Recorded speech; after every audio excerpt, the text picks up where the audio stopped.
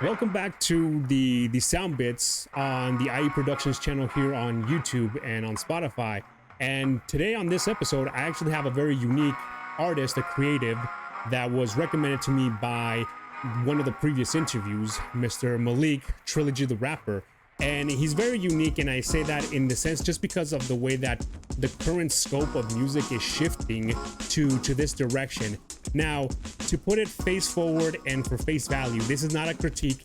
This is not a what do you call it? A debate interview. This is literally an analysis of the creative side of human nature, and I'll say it like that because that's what it takes to be able to inspire you to create certain things in a certain way, and but also a way that expression can be put up in many different avenues and different types of forms. So as we get into the very specifics and the general questions, and then dive more in depth into how the whole creative process, the inspiration of these projects, I'll call them as that is because they all begin as projects, and we get into those very specific details of what came about and how the process actually works, especially with automatic generated music, AI, large language models, and then just the use of other tools to be able to create music.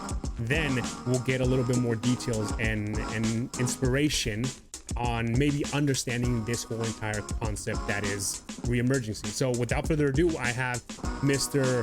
Carl McKay, or better known on Spotify as Tommy Mac. So welcome. Hey, thanks, man. Thanks for having me. I appreciate it. Yeah, no problem. So before we get started into like anything about the music and touching on a couple of songs, as I mentioned, like right before we started recording, we went definitely a little bit more in depth than I would have expected, but it actually gave us a better idea because we didn't talk before. But it gives me a better idea of what it is that we're actually going to be talking about and how the process works. And like I said, like I told you, full disclosure, I have my own reservations and everything, but looking at it through the lens of being an artist and being someone who looks for inspiration, it's the exact same thing that I can ask you. So as we get into that, how about you tell us a little bit about yourself? Where did you grow up? How was life for you growing up? And then some of the music and genres that you listened to while you were in your early years. Whew. Yeah, that's a big one. Well, so I grew up in Alabama. Actually, I was born and raised in Allister, Alabama. Let's see, from the top from little to when I was like 19. Went to the same high school or went to the same high school system the whole time. Ultimately ended up joining the Navy after that. I was enlisted nuke for a couple of years, and then got picked up for the Naval Academy. Got my undergrad over there. Commissioned after that. Went to the sub force, and then I was a commissioned sub officer from 2017 to this June. I have two kids. So, I was stationed in Hawaii. I'm in Hawaii now, but mainly wanted to get out to like take care of my kids and whatnot. So, and then as it happens, by the way, there's a whole thing. Obviously there's a lot more meat to that. That's just the basic outline. I am getting divorced, so I'm navigating that. And I got into AI music I kind of just organically discovered it. I think it's as a form of expression that I wasn't expecting, because I started with just like, it's new tech, it's new tech I wanted to kind of mess around with, just because I'm like that. But then basically the first time I clicked the button and out came something that was like, wow, that's when I was like, holy shit, like it shifted in scope for me a lot. But anyways, but yeah, a type of music I was into growing up, like I've always loved music across the board. From a curator's perspective, I think I've always been a playlist guy, right? I've always loved to DJ the environment, right? So, and I have like a massive, my whole life, man, like I have a massive library of music across like a wide variety of different genres. So, I've always good music has no genre. I think there's good interpretive kind of creative forms of everything, right? So I've got a lot. I've got hip hop, I've got rock, I've got R&B, I've got Jesus, I've got soundtrack like video game OSTs. I mean, I could literally pull up my library, perhaps, if as long as you can still kind of see me. Yeah, yeah, no, I got you, dude. No worries. Okay, I'm just gonna take a look at it real quick. All right, let's go into the library. So we're talking about everything from NSYNC to Louis Armstrong to Super Guitar Bros, Final Fantasy soundtracks, Justin Bieber, you Hey, know, Alanis Morissette, Jimi Hendrix. I mean, like everything imaginable. And I've always kind of, whenever I'm in a setting where there's like a group of people, I always like to be that guy in the background who just kind of like, I got my speaker and I sync it up to my phone and I like kind of just, I like to establish atmosphere for folks. And like, I've always organically kind of done that informally, like in whatever, that's never been a formal thing I've done in my life. It's just an element of who I've been in whatever place I've been. So, yeah, so I've always loved it. And I've always kind of like, I don't usually listen to whole albums because I don't think there's a lot of like, I usually think you might get one or two actually good songs out of an album, you know? So usually I kind of like, I aim for what I think are the kind of gems out of all of music, right? So yeah, so that's kind of been my, um, and also I've always been kind of like I've always just kind of been interested in learning about new tech, and I like to get really, really familiar with everything. And as it turns out, AI is one of those things that like as you're experimenting with it, it also interfaces with human psychology. So you're kind of like it's odd, trying to learn about how it works is also kind of learning about how you work when you use it. you know. So so there's kind of a philosophical piece and an emotional piece that's gone into my introduction to AI in general, like LLMs in general. So like ChatGPT, for example, that's probably the biggest one. That's the one that operates the most in kind of like your brain and in your psychology and your emotions and stuff. But then also with music, how it can come out as something that's genuinely compelling, right? I feel like there's a reckoning that we all experience when that first kind of happens, when you feel moved by something that was generated. You know, there's a kind of like you don't know how to deal with that. Because then you go into like I got to make sense of this now because it's like it might feel kind of like wrong or dirty or something almost, where it's like because if you're not familiar, if you don't have a good understanding of it, it might feel like something like non-human affecting you in a human way. And I feel like when that happens, you either react to it in one of two ways. You kind of lean into that and you try to like make sense of it, or you say you demonize it, and you say this is evil or like whatever. So, and I've definitely gone way further in that first direction because I'd rather just understand. So that's kind of what it's been. That's what I've like. I'm trying to contextualize, make sense of it, and then also reclaim the humanity of it by using it to express the thoughts. By using it to express have the debate, right? Um, and try to like shine my own individuality through the output, right? you're right. You're right. So So here, let me cut you off on that one real quick. But and you put it very go ahead. well in the way that you're explaining it is like that's one thing that's very unique to the way that these mediums work, right? Especially when you're talking about like movies, music, literature, and things like that. They're a generalized expression of the person that's writing. So, Right. in from your experience and what have you been able to do with your production using the what do you call it, AI music generators and like you said, Chat Mhm. GPT is like it's one thing that me and Malik where we had talked about it, but also with that I mentioned with Stefan Brown in the previous interview was that is the necessity for tools and the use of tools, right? Everybody may be Absolutely. using Yes. one specific set of tools, but it might not be the correct Mhm. set of tools for you versus somebody who Right. already has the experience on a very, very distinct set of tools, but has no experience on any other set of tools. So, Yeah. Yeah. eh, Sure. so Oh eh, yeah. Yeah. yeah, so it makes a lot of sense in the way that you're putting it, and like I said, and that's one of the things like I said, explaining it and putting it in the way that you explained it was that it's one of those things that like I said, before we started recording, we talked about it's like it's not going to work unless you input it and give it something. You have to feed it to be able to get an output. So before we touched on getting on like the technicalities of the program itself, and then what do you call it, how you use it to be able to generate the inspiration of the moment, or just the experience that you're trying to what do you call it, I guess, to humanize, how you're trying to say your point across. Yeah, to humanize it. To reclaim the humanity behind it. Exactly. So before we do that, so with your experience growing up with music, were you versed in actually using instruments? Were you surrounded with a lot of family that played music or not? I sure wasn't. Nope. In fact, I have no experience whatsoever. That's the hilarious part. I've just loved. I've been a passive observer to other people's art, right? And I've always loved music. You know what I mean? Like, I've loved listening, thinking about it, and then arranging. And it really does play into what I've naturally always done already. I love arranging it in a way that forms arcs of emotion. I like getting people to go like, "Damn, good playlist, man." you know, and because I don't know. I've just always been like that. And so so the connective tissue has just been, if you're like that, if you're introspective and you are a good curator, well, that now means you can be a creator also. There's a lane in terms of creating music, which is fascinating.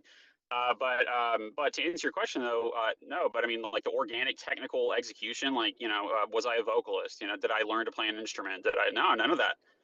But that's never been my relationship to music. My relationship to music's always been observing and organizing and kind of like thinking about it, So does that answer your question? Yeah, no, and you put it very, very, like, you explained it very well, and how you said that you were more of a passive observer, and I think that's a lot of us in a lot of ways that we do it. So kind of like putting it a little bit more in another context. It's kind of like playing sports, right? We love it. Whoever watches sports, we love our football teams, we love our soccer teams, hockey, whatever it is. And then passive, like sports nerds don't play sports. exactly. It's the exact same way. And I think that's one part of the conversation that people don't actually tend to have when it comes to like this new outlet and this new medium to be able to produce music. It's kind of the exact same way how in the early days, before the digitizing of music itself ended up being the exact same friction point. It's like, how are you going to go ahead and produce something via a computer when for thousands of years we've been using analog? The only other thing that we've done is what do you call it, amplify it, right? Like, and funnily enough, talking about amplification, a moment that I didn't even know about and had actually seen it based off of the Bob Dylan movie was the whole situation when he was in the folk festival, and they had actually talked to him. He actually gotten booed off the stage because he plugged in a electric guitar, and he was, for most of his life and most of his career, known as a acoustic, a what do you call it, a acoustic artist. So it felt like he was like selling out or something. Exactly. Yeah. So it's a funny moment. That's a good analogy though. Because I mean, what we're talking about really, it's a conversation about innovation, really, and the friction that innovation has always dealt with. And now I tie it back to and then Shift, where I talk about a hammer and anvil, how like blacksmiths back in times of war used to be, well, it was more than just it was a craft. It was a passion. People who made swords for soldiers, and it was like you had like whole family crests attached to that, and it was this incredibly significant trade and craft. And then people invented guns, and then it became irrelevant. Yeah, and it was like, are they cheating, or is it just innovation, and that's just kind of how it goes, and it sucks, but like we need to just deal with it and have the conversation about it. You're right. And actually, I was listening to that, and then I should have wrote that down, because I listened to the song a couple times, and then when you said that, I was like, is it cheating if you're using guns? And I'm just like, where have I heard this before? And here's another historical analogy for you, a little bit farther back. Japanese feudalism after the beginning of the Edo period. Point. I know exactly where you're going with it. Exactly. I think it was Last Samurai, basically. There you go. Exactly. So that whole ship. Right, and it's like, that's not right, and that's not like a spit. That's not to spit in the face of swordsmen who loved like they had a passion for swordsmanship, right? It's like when these things come about and you're using them, you're not using them in spite of what has existed already.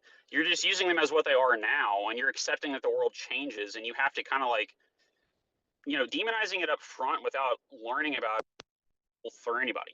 And you might be also, when you're talking about what's available to just people in general, it's like just because you were passionate about being a swordsman doesn't mean that everybody has to be a swordsman. you Yeah. know, they can pursue their own passion. They can learn about something different. And if it happens to kind of like serve a function more efficiently than the thing that you do, then like it's not their fault. It's just somebody had a better idea. Fundamentally, it doesn't mean lose your passion for what you're doing. Now, does it mean that like you might be facing an existential crisis? Yeah, maybe. I think that's fair. But that said, it's like then that's a conversation worth having. It's not something worth running away from. I think it's worth facing. That's my stand on it. Yeah, and that's really true with it, with how you're saying it, is like the passion doesn't just deteriorate because something else new is coming. It's like there's always going to be a new evolution, there's going to be a new iteration, everything.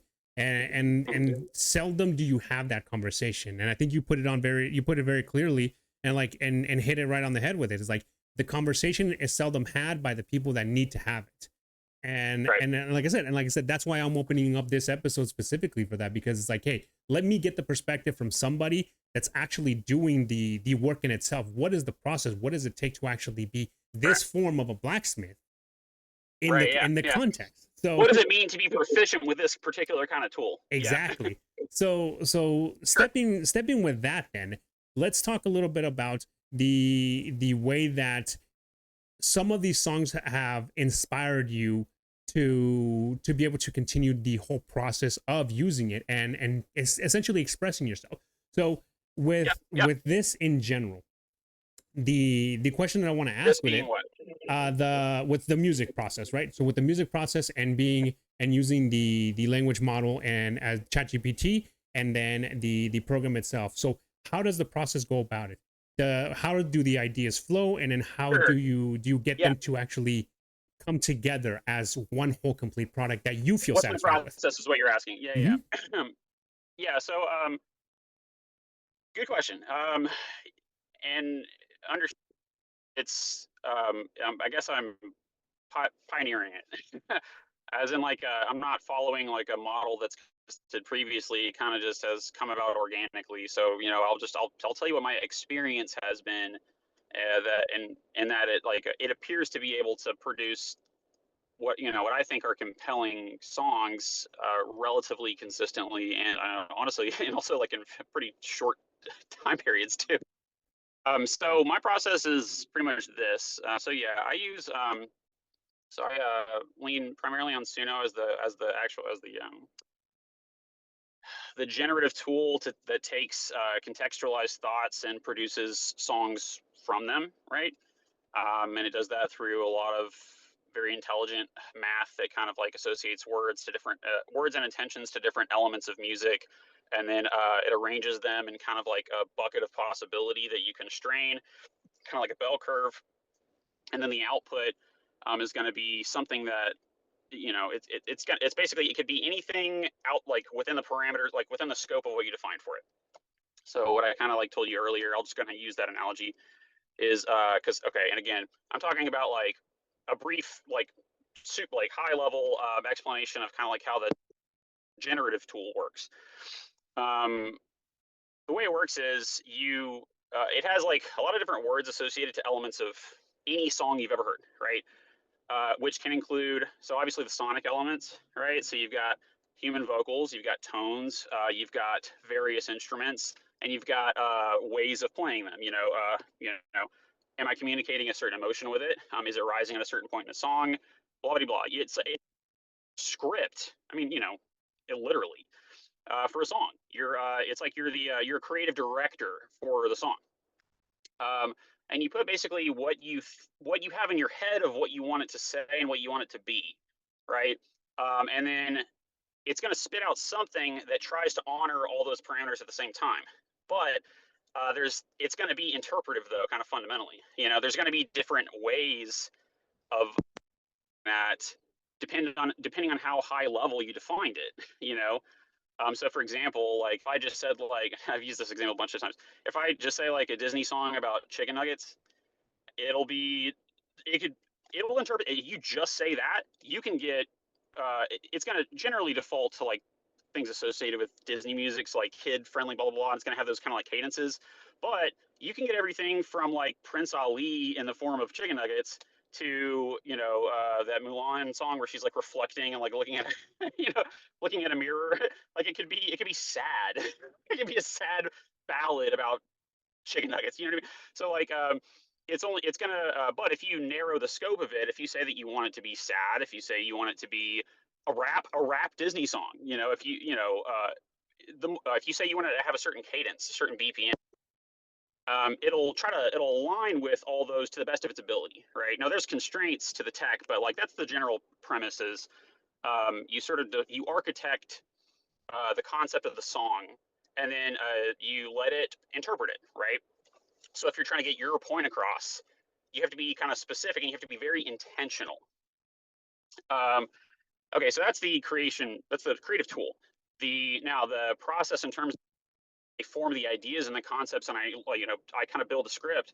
I use ChatGPT heavily for creative collaboration, we'll say, because its purpose is to, and again, this is high level, but it does a few things. So one, but there's some technical literacy that I think is worth having here. So the way it works on a conceptual basis is it'll take whatever and it tries to interpret the intent behind that language. Then it'll deconstruct all the noise out of it and spit it back to you in very, very precise forms, right? So if I have a long and winding road to get my point across that that I have a complex relationship with my sister, if it takes me a long way to get there, it's good at filtering out all the noise language and going, okay, so you meant this is what you're trying to say. It forms a really direct path between the start of the thought and the end of the thought. You see what I mean? Like in terms of language. So what does that mean in terms of like how do you leverage that creatively? If you understand that that's how it works, then you can go, okay, when I'm experiencing like a rough emotion, right? Like that maybe I don't even dealing with something and it's just in my head and I don't know how to say it exactly.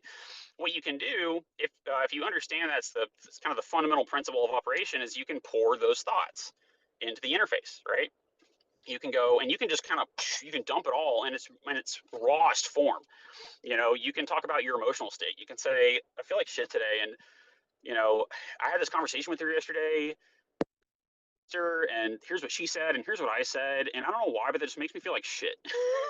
you know, and it'll come back with something like, okay, so what you're saying is, and then but the interesting thing is you can look at that, and because it's so precise, you go, yeah, that is what I'm saying.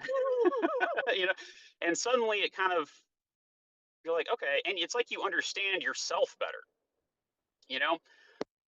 And once you kind of like it adds coherence to an incoherent feeling, right? And then you can go, yeah, that's right, and then you can take that and go, okay, so really, I guess what I'm, and it can be insightful. You see what I mean? And so it can help in terms of contextualizing your own thoughts to kind of take the power away from it, to kind of name it. And then you can go, okay, well, I feel like I kind of want to make a song about that, Then and because it's, and this I explained to you this earlier. Essentially, what it runs on is context and intent, right?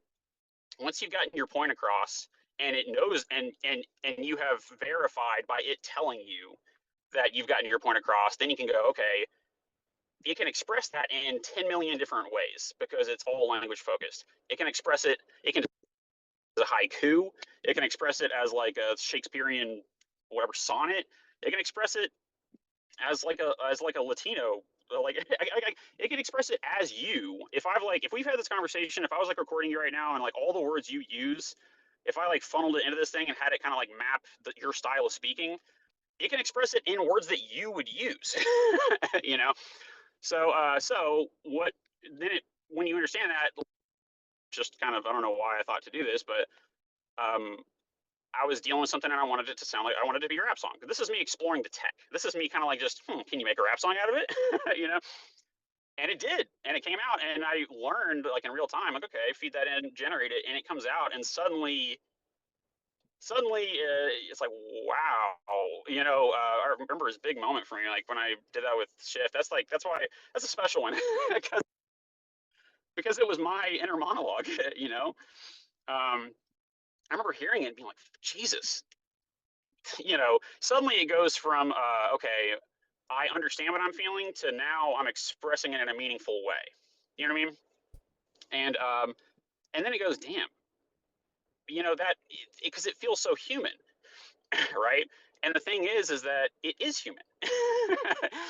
It has to be a human thought. It has to be a human expression that drove it to produce things like that.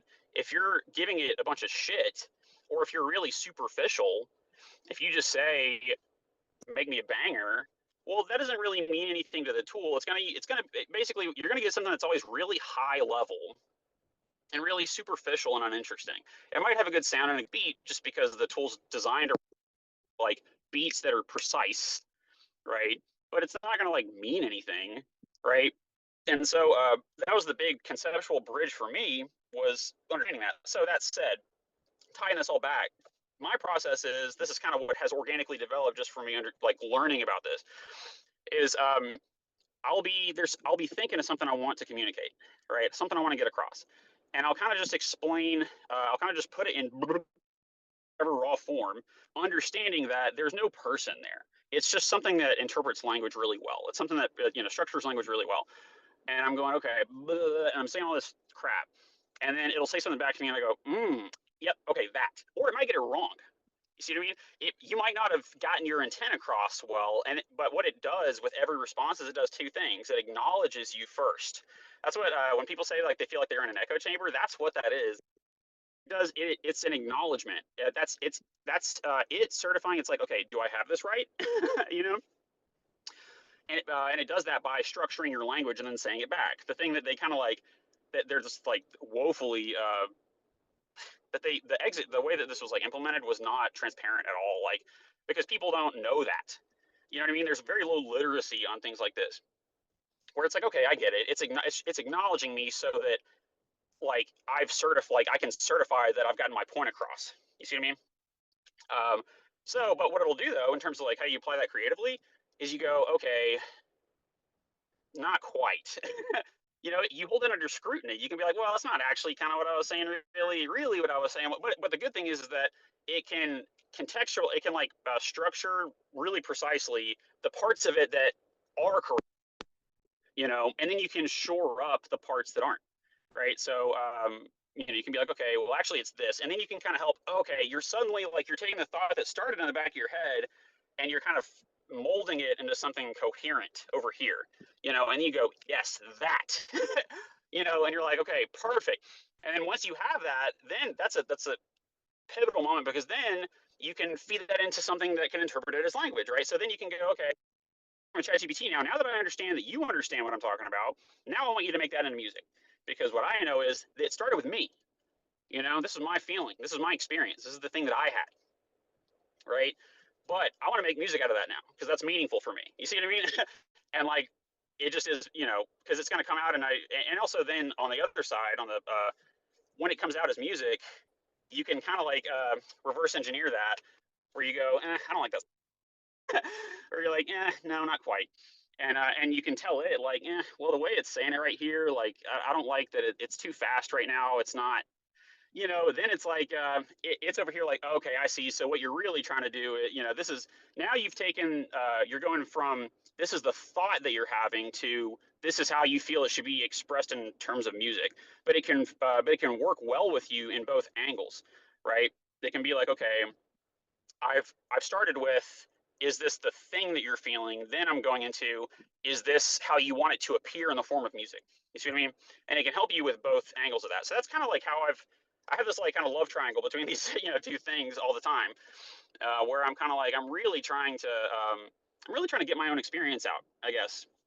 And by the way, it's not always like I should say people are complex. It's not always heavy stuff. Sometimes it's just fun, creative stuff. Because if you just want to screw around, like okay, I had one song where I wanted it to be like an anime opener, but I wanted to kind of like kind of poke fun at the fact that like guys like otaku, like guys who watch a lot of anime, they have no clue what they're saying, you know. And so I had it like, but it'll say like some English words here and there. So I just made a song that was like the English words that it says are just like, like you say things that don't make any sense. Like it'll be like, it'll be like ass and titties, or like. So like you can do it both ways. You can kind of like have fun with it, or you can use it to express something that is meaningful for you. It doesn't have to be either thing. What you're going to consistently is something that is precise, so something that like is that approximates music, because music is part math. You see what I mean? So that's does that make sense? Yeah. So, and your explanation really goes in depth into like how your process works for you, and then that's one thing that people still tend to misunderstand with the way that the way that music in itself actually works is the exact same process that you described are a lot of the ways that I've gone about where things happen. Sometimes it's a spur of the moment Right. thought, it's an inspiration, Yeah. it's a Oh, feeling, and then just jotting yeah. it down to be able to maximize the Right. level of the feeling in that moment. And then that's what I've done Right. with the way that I've written in the past, is that same way. Is like something, it'll hit you at the weirdest moments or in an Yeah. opportune time, and once you write it down, it's like, hey, this is what it is. That's what I want to try to express. Now let's build and form this whole entire idea around it, a little cocoon of what do you call it, of a Or perception. like a right. Yeah. Yeah. You're Yeah. at And you're trying to develop a core concept. exactly. So Mhm. with that, and then ultimately how you explain that the end product isn't always the first one that you're gonna go with, because that's No. what that whole entire thing is, dude. Is Yeah. with the music production. And from Yeah. every Yeah. single artist that I've listened to, that I've had on my playlist, every single artist that I've talked to that has Mhm. been either independent or not, or just even starting off, it's a lot of that same thing. Is like the core concept, how you're explaining it, versus the end product will never be the same. It's always going to take a lot of Right. tweaking and a lot of maneuvering to be able Absolutely. to Yeah. make it Yeah. sound how you want it. Exactly. Yeah. And that's really what it's all about. Is what, because the thing that you like, okay, the way I see it is, if I'm going to put it on Spotify, I'm attaching my name to that thing. You see what I mean? It's like my name is on that now, and it's like, okay, is it honoring what I wanted to say, or isn't it? I'm not going to ever publish something that isn't doing that, right? But yeah, it's absolutely iterative by nature, and and I think that's a good thing, because you have a feedback loop where you can go, no, that's not it. You know what I mean? And you're like, nah, that's not what I'm feeling right now. Like, and that's like kind of the point, right? Like, now, granted, by the way, something I should mention, by the way, is that was mentioned to me a couple days ago that I hadn't considered is you don't have to you don't have to make songs that are super super intentional necessarily, because some folks like to they like to leave it up. They like to just leave things up to people's interpretation, including their own. Right. And that, by the way, as long as you're honest about that, that's kind of fine too. If you want to type in a bunch of random crap and see what comes out, and you're going, yeah, I just want to see what's in there, that's fine too. Yeah. You know, so Oh yeah. it doesn't have to be about you very intentionally trying to communicate something personal. Like, it can be just you love how it can make a song out of kind of anything, and you just want to admire it for what it is. You want to kind of admire the chaos that comes out, right? And by the way, jazz, oh my god, especially with there's a new Sino, the app that I use, it just came out with version 5, which is like this crazy sound quality. It'll blow your mind, man. But anyways, but like, you can set it to, like, you can literally just say 3-minute bebop jazz song, and it'll be different every time, but Hmm. it'll be awesome. It'll be the shit.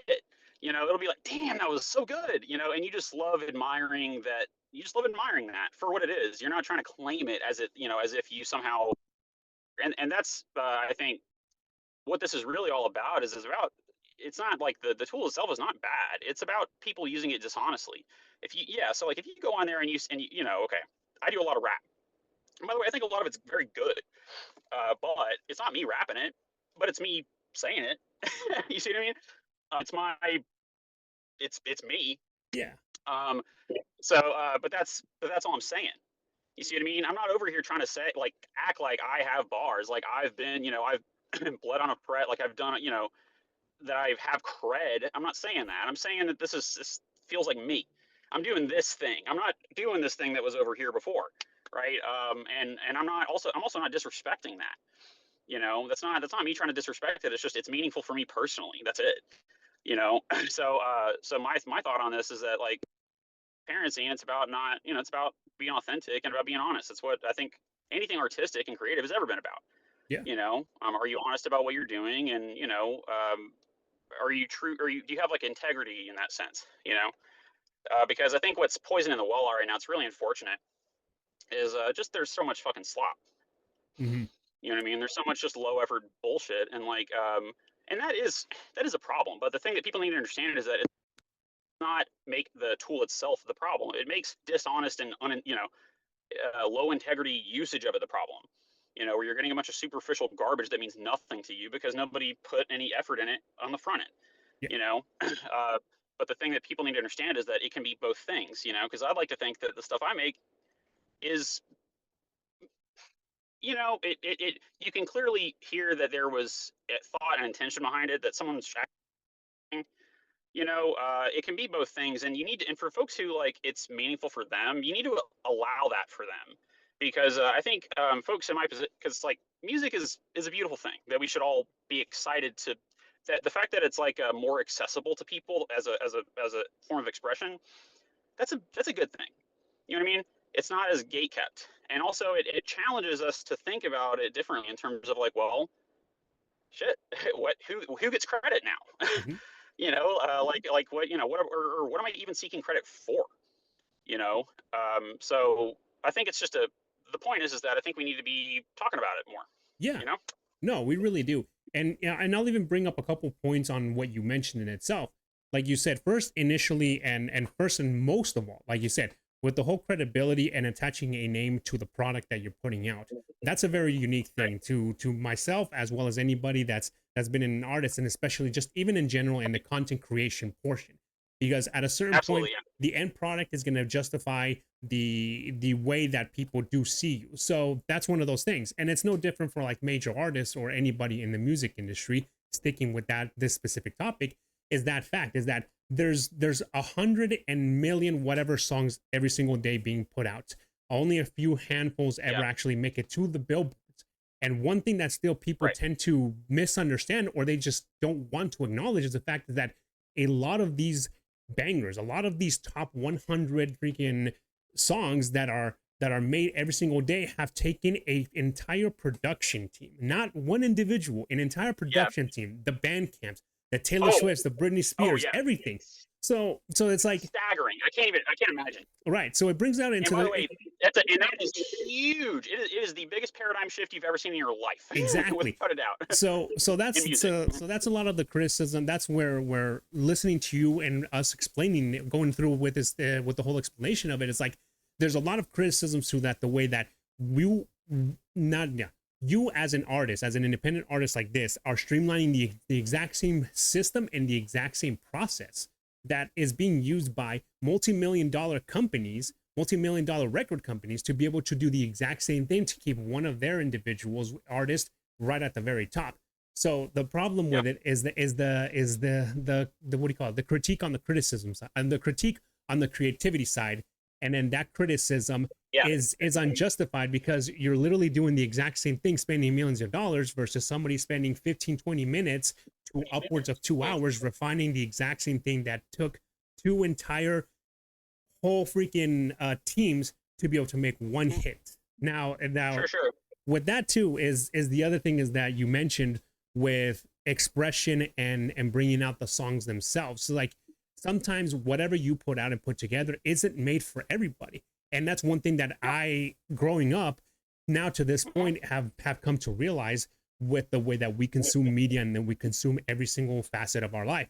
And I've had to come to that realization, both in the sphere of music, video games, movies, and everything, is like, I see something, I don't like it, and there's no necessity to be criticizing like everybody does. It's just a, Yeah. hey, take it for what it is and just understand. Yeah. And Yeah. I say, and I will say like this, and it's like, I have to tell myself, and sometimes I have to explain it to people and tell them, like, let them know, it's like, this was not made for you. This is not for you. Yeah. Yeah. So just because it doesn't Yeah. appeal to you, and it's not in that same way connecting or making you feel the way that it does to somebody else next to you, doesn't mean that it's not good. It's just, you're not the you're not the core audience, but at the same time, there's It's not no going to resonate. And by the intention. way, yeah, I mean, and by the way, that's what I mean, we're talking about expression, Mhm. which is always about it's always about the person expressing it, right? If that's what your intention is. Like I said, if you're not using it as a form of expression and you're honest about it, that's okay too. But yeah, I mean, we're talking about like, was it meaningful for the person who made it?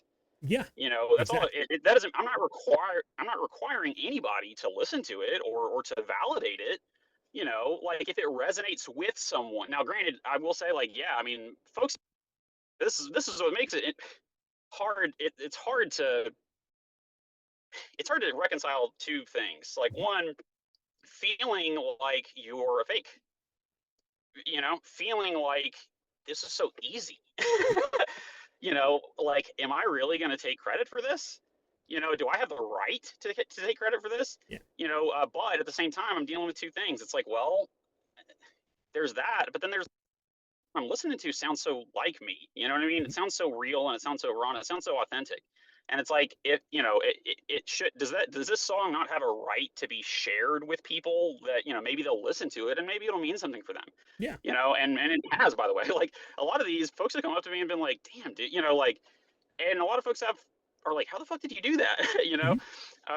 And I am happy to explain, but the point is, it's music we're talking about. It's music and it's expression. Yes. We need to feel comfortable with hey, I'm going to put this out in the sphere and hope it resonates. That's not me saying that I was responsible for any particular, like, any of the technical elements. That's just me saying this feels like me, and that's worth sharing. Period. Yeah. You know what I mean? Because somebody might hear it and they might go, "Damn, on the nose," and maybe they feel understood or whatever, or maybe they just fucking like it for whatever reason. It doesn't matter. Like, the point is that it's always been about the music. I think it's never been about like how difficult was it to get it to where it is. It's just about, is it there yet? Have we streamlined the process by which beautiful music can get made? Yes. Is it lower friction? Yes. Does that threaten a lot of existing structures that we already had? Like, because like you said, whole production teams, dude. If you have a good prompt and a good repeatable one, you can make one that is banger, banger, banger, banger. Like, that's like sounds great production wise every time. Like the jazz pieces, you can literally just run that on repeat, and it's something kind of new and different every time. And if you're a jazz aficionado, damn, that immediately threatens people in the jazz industry. And by the way, that's worth acknowledging too. By the way, like I want to think we should also, yes, we should be empathetic to folks who, like, people who have like dedicated their blood and their sweat and their tears and their lives, and they're, and they've gone through hardship and low point. Like, we need to acknowledge that, because that's also important. The sad thing is that innovation and technology, and like, it's very dispassionate in terms of who it threatens. Yeah. But we have to do both things at the same time. We have to be like, okay, yeah, well, it's a better idea. No. And that's true. You know what I That's mean? It's better. You have to just be like that. You got to go, it's a better idea. I feel you, man. It sucks, but like, fucking A, what do you want me to tell you? Like, we have GPS. You guys want to go back to using paper maps? It was, exactly. by the way, was that a whole craft? Yeah, it was. People who drew up maps? Fuck yeah. You know, but nobody's using, we don't like deny better ideas because we're trying to protect the feelings of somebody who has done it the old way. And that's Mm. kind of just how it goes. But I think but we need to be compassionate at the same time. Oh yeah. And that's one of the things that I think that I really understand at that very point. Like I said, it's like, I've used the language models to be able to ease the process of like study, like outside of the whole music aspect. Is like, hey, like, I need you to help me and assist me with like an So, explanation. So it's like, yeah, it's still kind of like really goes back to the root of the whole conversation itself. It's like, how are you using these tools that are being given to you or exactly. that are at your Right, accessibility? And right. and when we talk about the way that it actually starts to what do you call it, to undermine the whole creativity aspect. Is like it doesn't in its own way, but at the same time, it's how you explained earlier. It's like, who cares? So a lot of the people that care are the ones that are going to put a lot of sweat and tears into the whole process. The ones that are going to be side, the more, exactly, but like the ones that are going to be a little bit more vocal about it are the ones that usually tend to stand either tend to be less understanding or misunderstanding of what's going on, and who are actually more willing, more, what do you call it, more are the ones who stand to lose more from what's currently happening. Conflict of interest. Oh yeah, absolutely, 100%. By the way, and that's just true, man. Like, and by the way, like, to a certain extent, I get it, or I can empathize, like, because you're kind of hard to watch. I imagine, like, because it's complex. Like, I don't know about the industry, and I don't know about, like, whatever, how the whole business model necessarily works. But like, I can see if I'm somebody who has made a whole career in refining sound and like making good production, and I've got a brand about that, I've got a company, got a whole infrastructure around that, and then something comes along that just does it automatically. Am I going to meet that with openness? No. Maybe not. You know what I mean? Maybe not. Like, maybe I'm going to want to resist it. And not, and like, even when it isn't necessarily rational or logical, you know what I mean? It's threatening to kind of like what you are, right? It's threatening to your identity, right? And so on some level, I kind of get it, but at the same time, I got to keep it real too. I got to be like, look, man, I'm sorry. Yeah. I don't know what to tell you, but like, but hey, stepping outside your frame for a second, what about this guy over here who's been dealing with this storm? He's suffering. He doesn't have any, and he finally found a way to get it out, and it sounds good. And like, what about him? Mm-hmm. What about just people? What about people who don't like? Because the thing is that, like, music is also all, like, a ton of it has to do with opportunity and about luck and about like finding a place in that. Even if you were a great singer, or even if you're a great whatever, somebody who plays an instrument very well, that doesn't mean you're gonna have a place in music. Like, in terms of like mainstream success, Mm-hmm. right? It has so much to do with prior existing relationships. It has to do with a lot of times the industry just kind of like, they'll pick somebody early, build a brand around.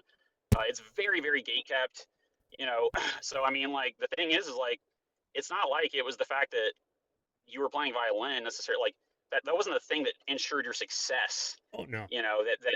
So no, I mean, I think it's just more, there was a lot of barriers before, there's fewer barriers now to music as a form of expression, and I think really at the end of the day, that's kind of what it's about. Oh yeah.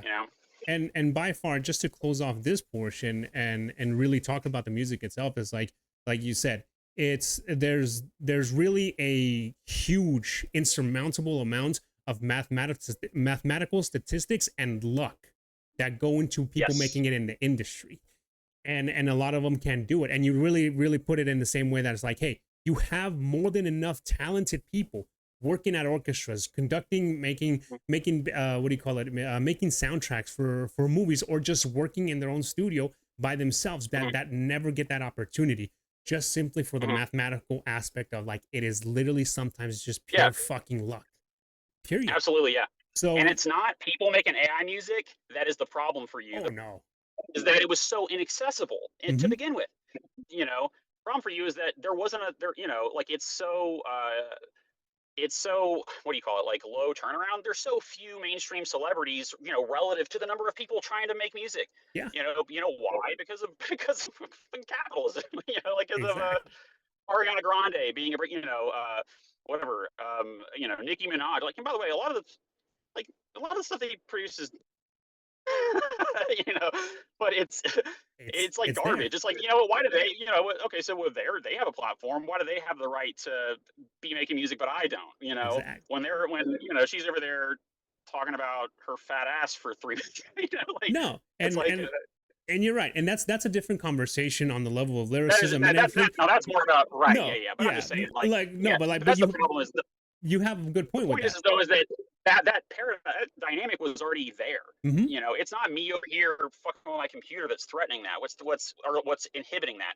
What's inhibiting it is just that it's so restrictive and so Yeah. gatekept by nature in terms of mainstream success. Yeah, exactly. And that was literally what I was gonna go with. Is like, forget about the lyricism and everything or whatever it is. On every single level of genre, trash is gonna be trash, but somehow hot trash is always gonna sell. Whether it's in rock, Yeah. whether it's a hip hop, whether it's electronic, So true. it is what it is, and it's gonna sell. Yeah.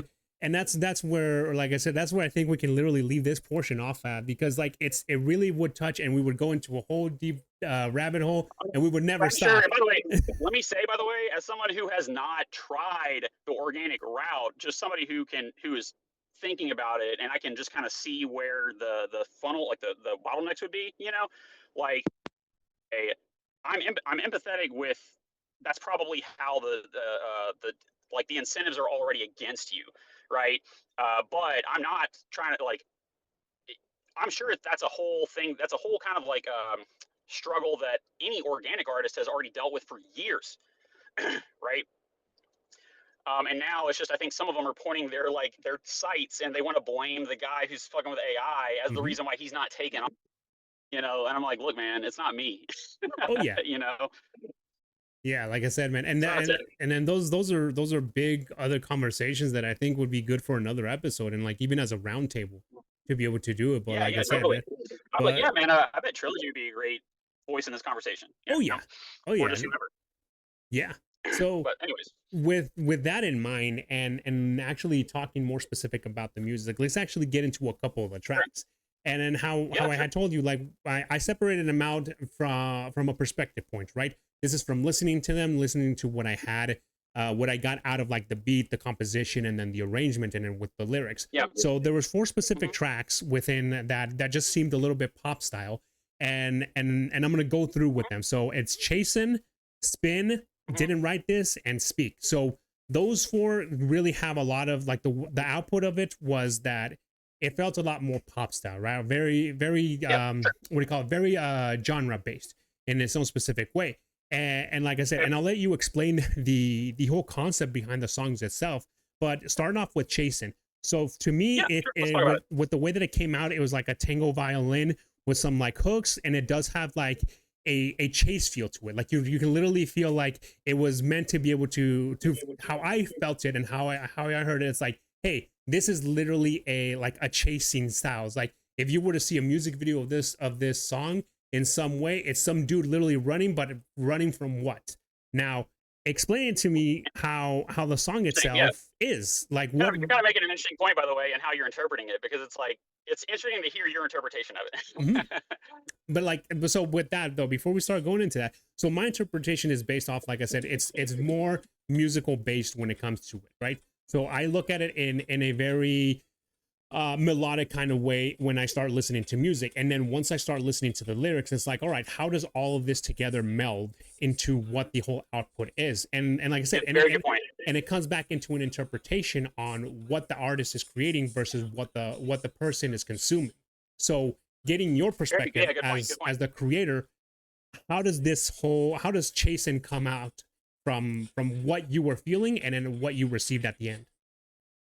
Yeah, so well, you know what's so funny is that it's a lot of this is very meta because given that like the fact that you're kind of like operating outside the frame of the song means that you have to think about like the perspective of the person singing it, you know, who you can kind of feel to, right? So but the point is that you're stepping outside the frame of what the song is trying to communicate rather than trying to communicate it directly. See what I mean? So so that said, what it was for me was the lyrics explain like they explain the whole premise of how the song came to exist in the first place.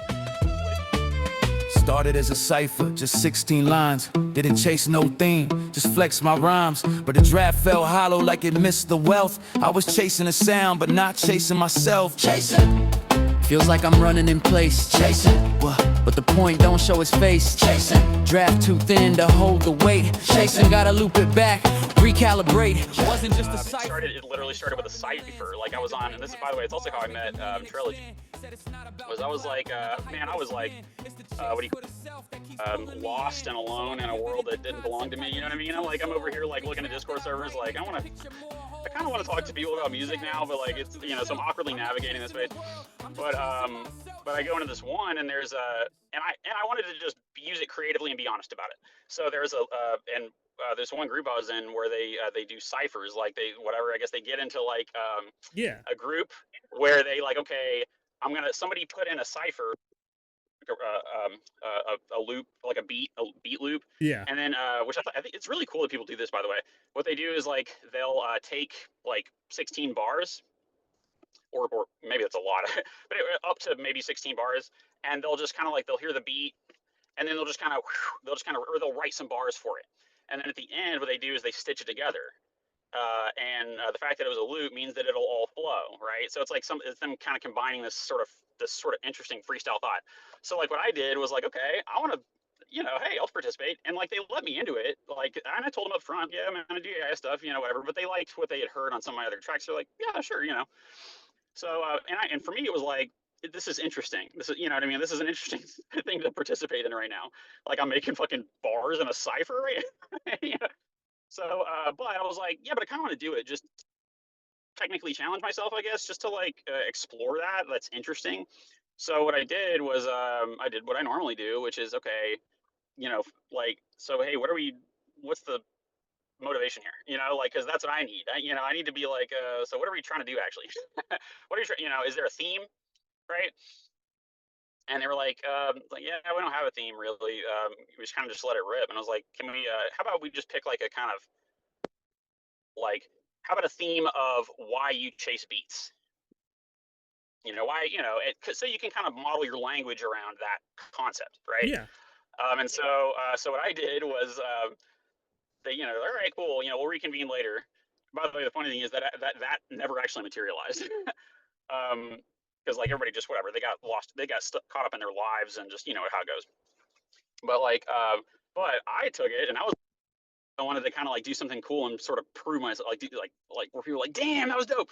So I went over here and I wrote I got 16. And by the way, how did I do it? I did it the way I do it, which is like, I have to sit over here and define what I'm trying to say in these bars, because for me, the point isn't the words necessarily themselves. The point is there meaning and thought and intention behind it? You know, is there something, you know? So that's what I did. It was like, okay, look, and so I'm expressing kind of that complexity into the interface, and I'm having it write the bars, Mhm. you know, because what I know is that whatever comes out is going to be like me, right? And so it did that, and then, but the problem was every time I listened to it, the output, it felt kind of superficial, you know, because it's not inherently deep.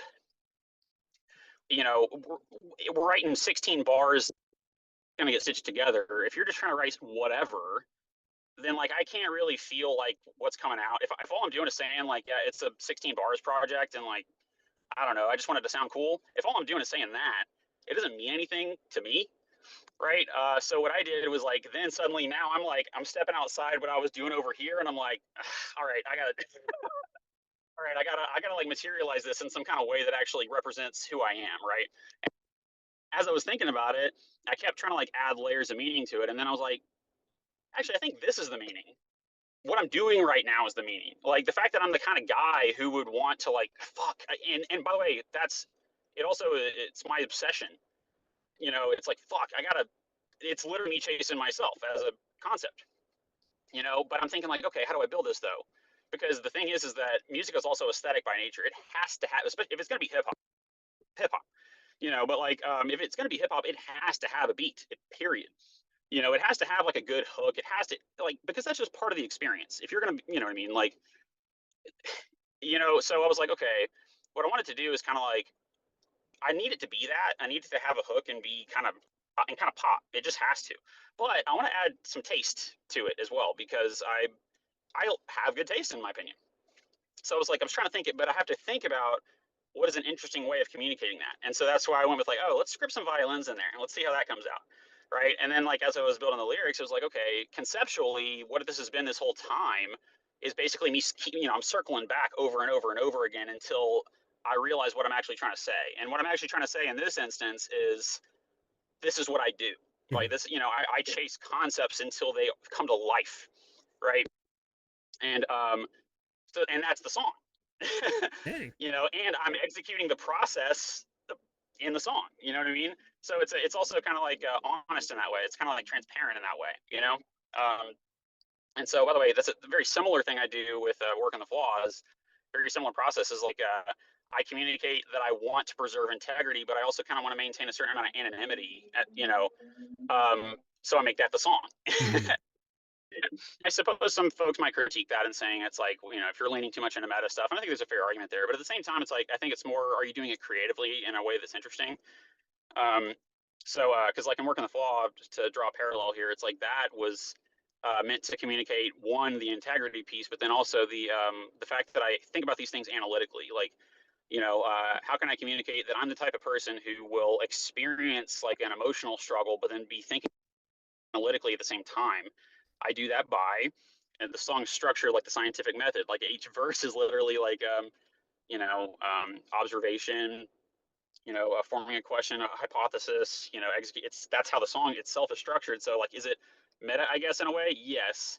But is it an interesting way of saying it? Yeah, I think so, And so like, that's kind of, that was that song. I was chasing anyways. It's like, it was like, I want to kind of get across like one, my process, two, kind of how the song came about, like what I'm really doing. And I'm also trying to make sense of it for me, because these are things that I've never dealt with before. I'm not thinking about like when I'm thinking about, all I know is that I'm dealing with something that I can't, it's hard to put into words, and you're trying to figure out why, and so when you doing that for yourself, but then you're making it into a product that somebody can perhaps relate to, that can like, you can express kind of who you are with it.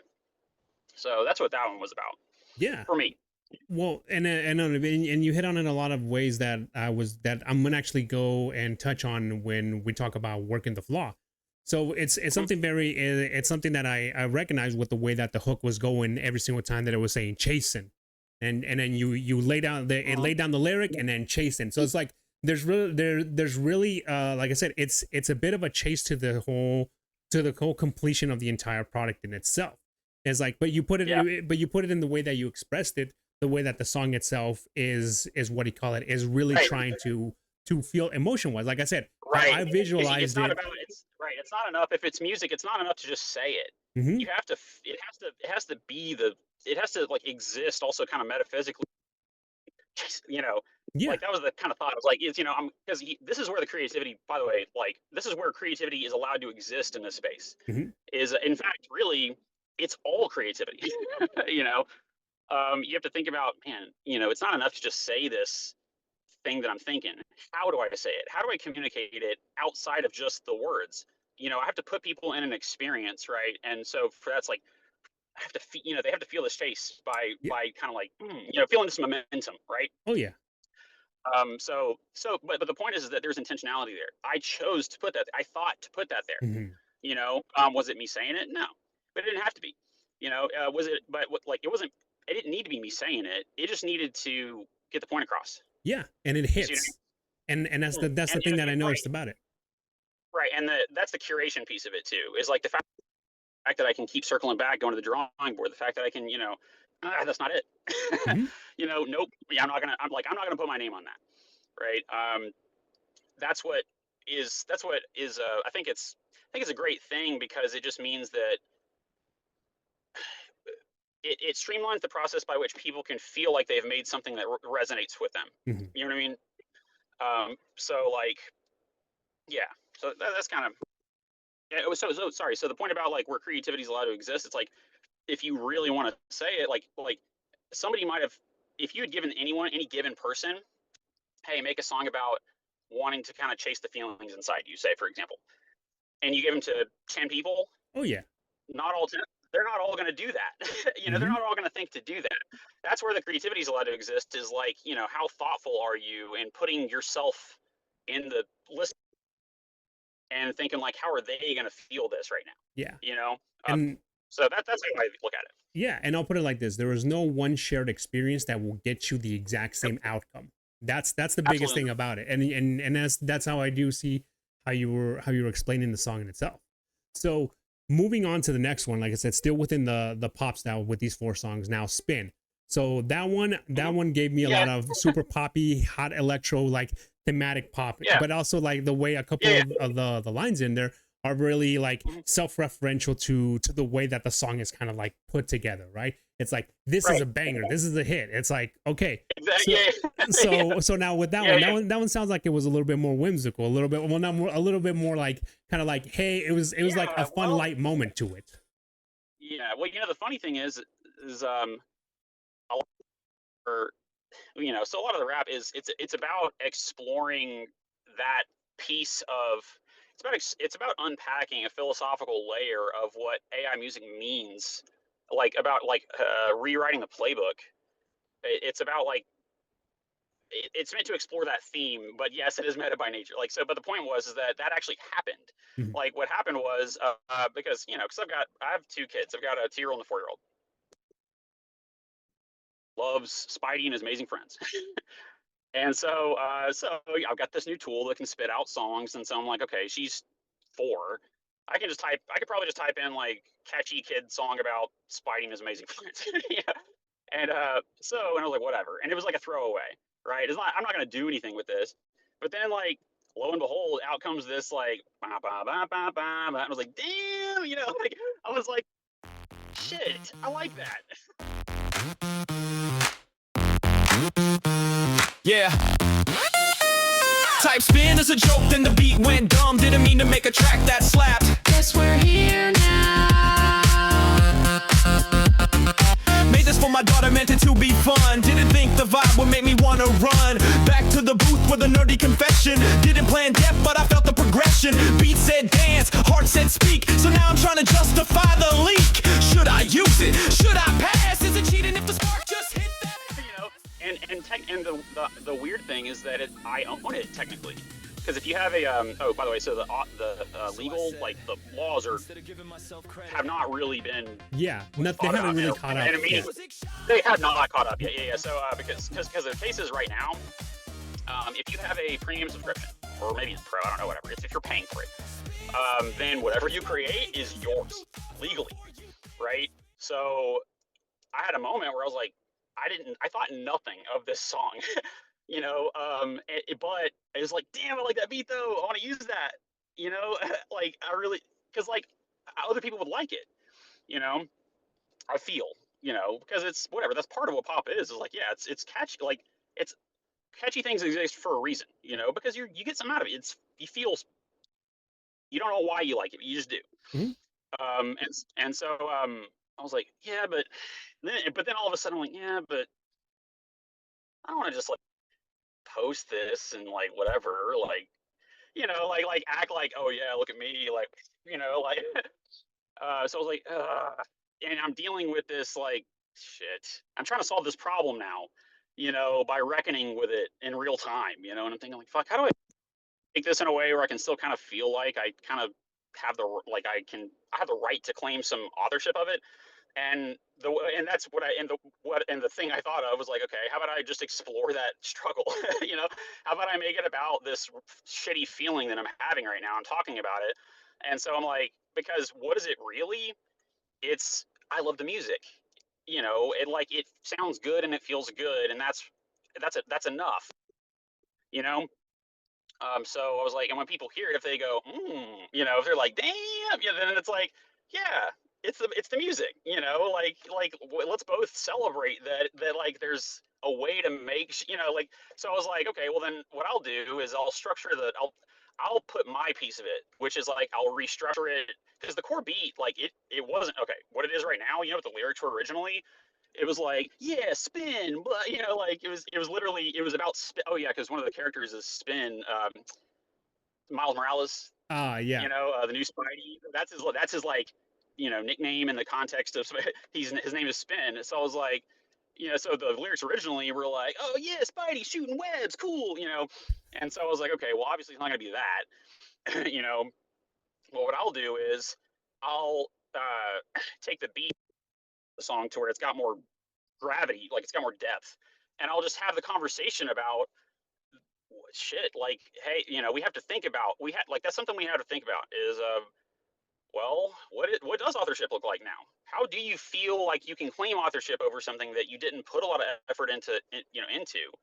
And and the point of that was, well, for this one, what I'm going to do is I'm just going to be honest about the extent to which I did contribute to it, which is the idea space about that, and then I'm going to structure it in a way that kind of makes a compelling argument, and then at the end, and so like, and everything's kind of intentional about it. Like everything's intentional. So like at the end of that last little thing about where I'm kind of low key flexing, that was like intentional. I wanted that to be there because I was kind of like, I was like, yeah, like I didn't make the beat, but how many people would have like taken this as an opportunity to, to explore the concept of modern authorship?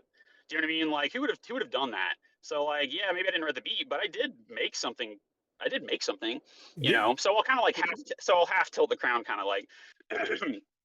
So that's what that one was about for me. But yeah, so it's kind of two things. It's meant to be kind of fun and superficial, Oh yeah. but it's also meant like but if you want to find meaning in the song, it's there. You know what I mean? Yeah. So here, from you explaining it and then having listened to lyrics, and then again, I'm just like, it's kind of like a bit of a satirical way of looking at like the way the whole process is right now. Like how you're mentioning is like the whole weird blur lines right now between copyright and authorship, but also like you're saying is like, Yeah. this is a fucking jammer, but I'm not just talking about it being a jam. So it's funny. Exactly, It's yeah. it's pretty funny how Right. you put it like that, because it's like there's multiple songs that have been created and produced with the catchiest beats and everything, and look at what Pumped Up Kicks did. Literally talking about Right. Columbine and things like that. So it's like it's both. That's a great point. Like And if it, you are not actually listening to Pumped Up Kicks, oh yeah, then it can just seem like, ooh, I love this. exactly. And a lot of people do that. So it's like, there's a lot of there it really goes and actually pushes out that exact same point, that the interpretation of the song really comes down to a lot of the people, but the intentionality behind the song is what really is the main point that the artist is trying to put out. Like I said, creativity wise, you melded two supposedly what do you call it, outline portions of the exact same thing, and then brought them together. So it's like you use the high tempo, the high beat, the electric beat to be able to kind of like bring people into the fold. You hook them, and then hey, here's this extra message and what I'm actually trying to say. Exactly, right. And that's what made me feel comfortable publishing it, because like I hate the thought of somebody being like, whatever, man. Oh wow, congratulations, like, oh, look at you making this big song. Like I hate the thought of that, like feeling like and because I think that's valid to a certain extent. It just depends on what you're trying to claim. And to me, like, just by virtue of publishing it to begin with, you're kind of like claiming a certain amount of authorship, right? If it's on Spotify and you're putting your name on it, and by the way, it has to be your name, because whose else is it going to be? It's not going to be the software production group. Like, it's not like they're just responsible for everything that gets produced out of it. And like, yeah, it trains on a lot of, which by the way, they're actually in a lawsuit. I didn't learn this until recently, but I guess they're kind of like, well, okay, there's a certain amount, and like they've been training their data on some folks who didn't necessarily consent to it, right? And that's, by the way, that's a problem. You know what I mean? Like, that's a problem. Like that needs to be elevated, right? That's an ethical dilemma we need to work through. But at the same time, like on my end, I'm not over here using it in an unethical way, in my opinion. But like, I'm also trying to figure out what ethical use looks like, you know? So my point there is that, like, for me to feel like I claim to be the author of this thing that gets produced, I have to imprint something that's meaningful onto it from me, right? That's it. But then once it's there, then it's like, when I feel like, okay, yeah, I got my point across, then it's like I can kind of feel, I'm not going to tell anybody that I slid a thing on a synth, or that I that I like ripped out the bars or whatever. I'm not going to tell anybody I did that. I'm just going to tell them what I did do, which was kind of assign meaning to something that, you know. Yeah, and that's true, and I think that song itself, like I said, like the whole the what do you call it? The song in itself as a whole actually does that, and it portrays it very well. So moving on to the next one, didn't write this. So that one has a lot of the liberty. So how I wrote this down is this: it shows a lot of the liberty of being an indie artist with no strings attached. But before we touch on that one specifically, and what really caught me with that song itself is like, didn't write this. How we had talked earlier about, and then it's one of those biggest prevalent problems that people are still doing to this day, and nobody really talks about it, or just because they're such big artists. But like one of the ones that have been really been accused of doing it and having a lot of ghostwriters, which is what a lot of people usually get, is Drake. So it's like he has bangers, he has shit.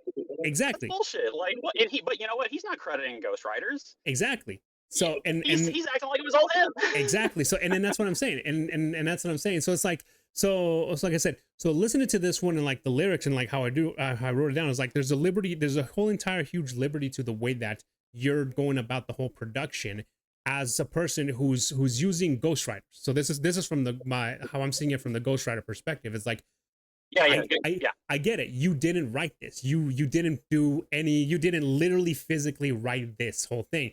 But the essence of you still exists there in comparison to somebody who's, like I said, like putting Drake out there for the example, he literally did not write any of the lyrics that he did. So it's like, at what point do we accept that? He didn't even attach his intention to it. Exactly. So that's the difference, I think. He didn't even, because like he didn't even inspire it. You see, like, because, like, while I may not have written the exact lyrics for it, what I did do, because, like, again, like, you're in my seat and you're interfacing with ChatGPT, and I'm telling it what to do. I'm saying, okay, so here's what I want to do. I don't want to literally write this song, but I'm going to tell you what point I want you to get across with this song, which is that I didn't write it. That it's like it's meant to be this like ironic, like it's meant to be kind of like self-aware. Yeah. And humorous, almost like Lil Dicky kind of, but like humorous and self-aware about the fact that it wasn't written by the person who is claiming authorship over it, and for that to be the argument, right? But now there's certain bits of intentionality that were there. I was like, but just to kind of double down on this, because you'll notice like there's like a flow toward the end. Yeah. I don't know if you understood all of it, but it's like, here's what I want you to do, because I thought it would be funny. I was like, because like I had only put in like a few prompts up to that point. Complicated. And I was like, what I want you to do is like take the exact quotes from those prompts and put them in the flow. You know what I mean? As like, here's all I did.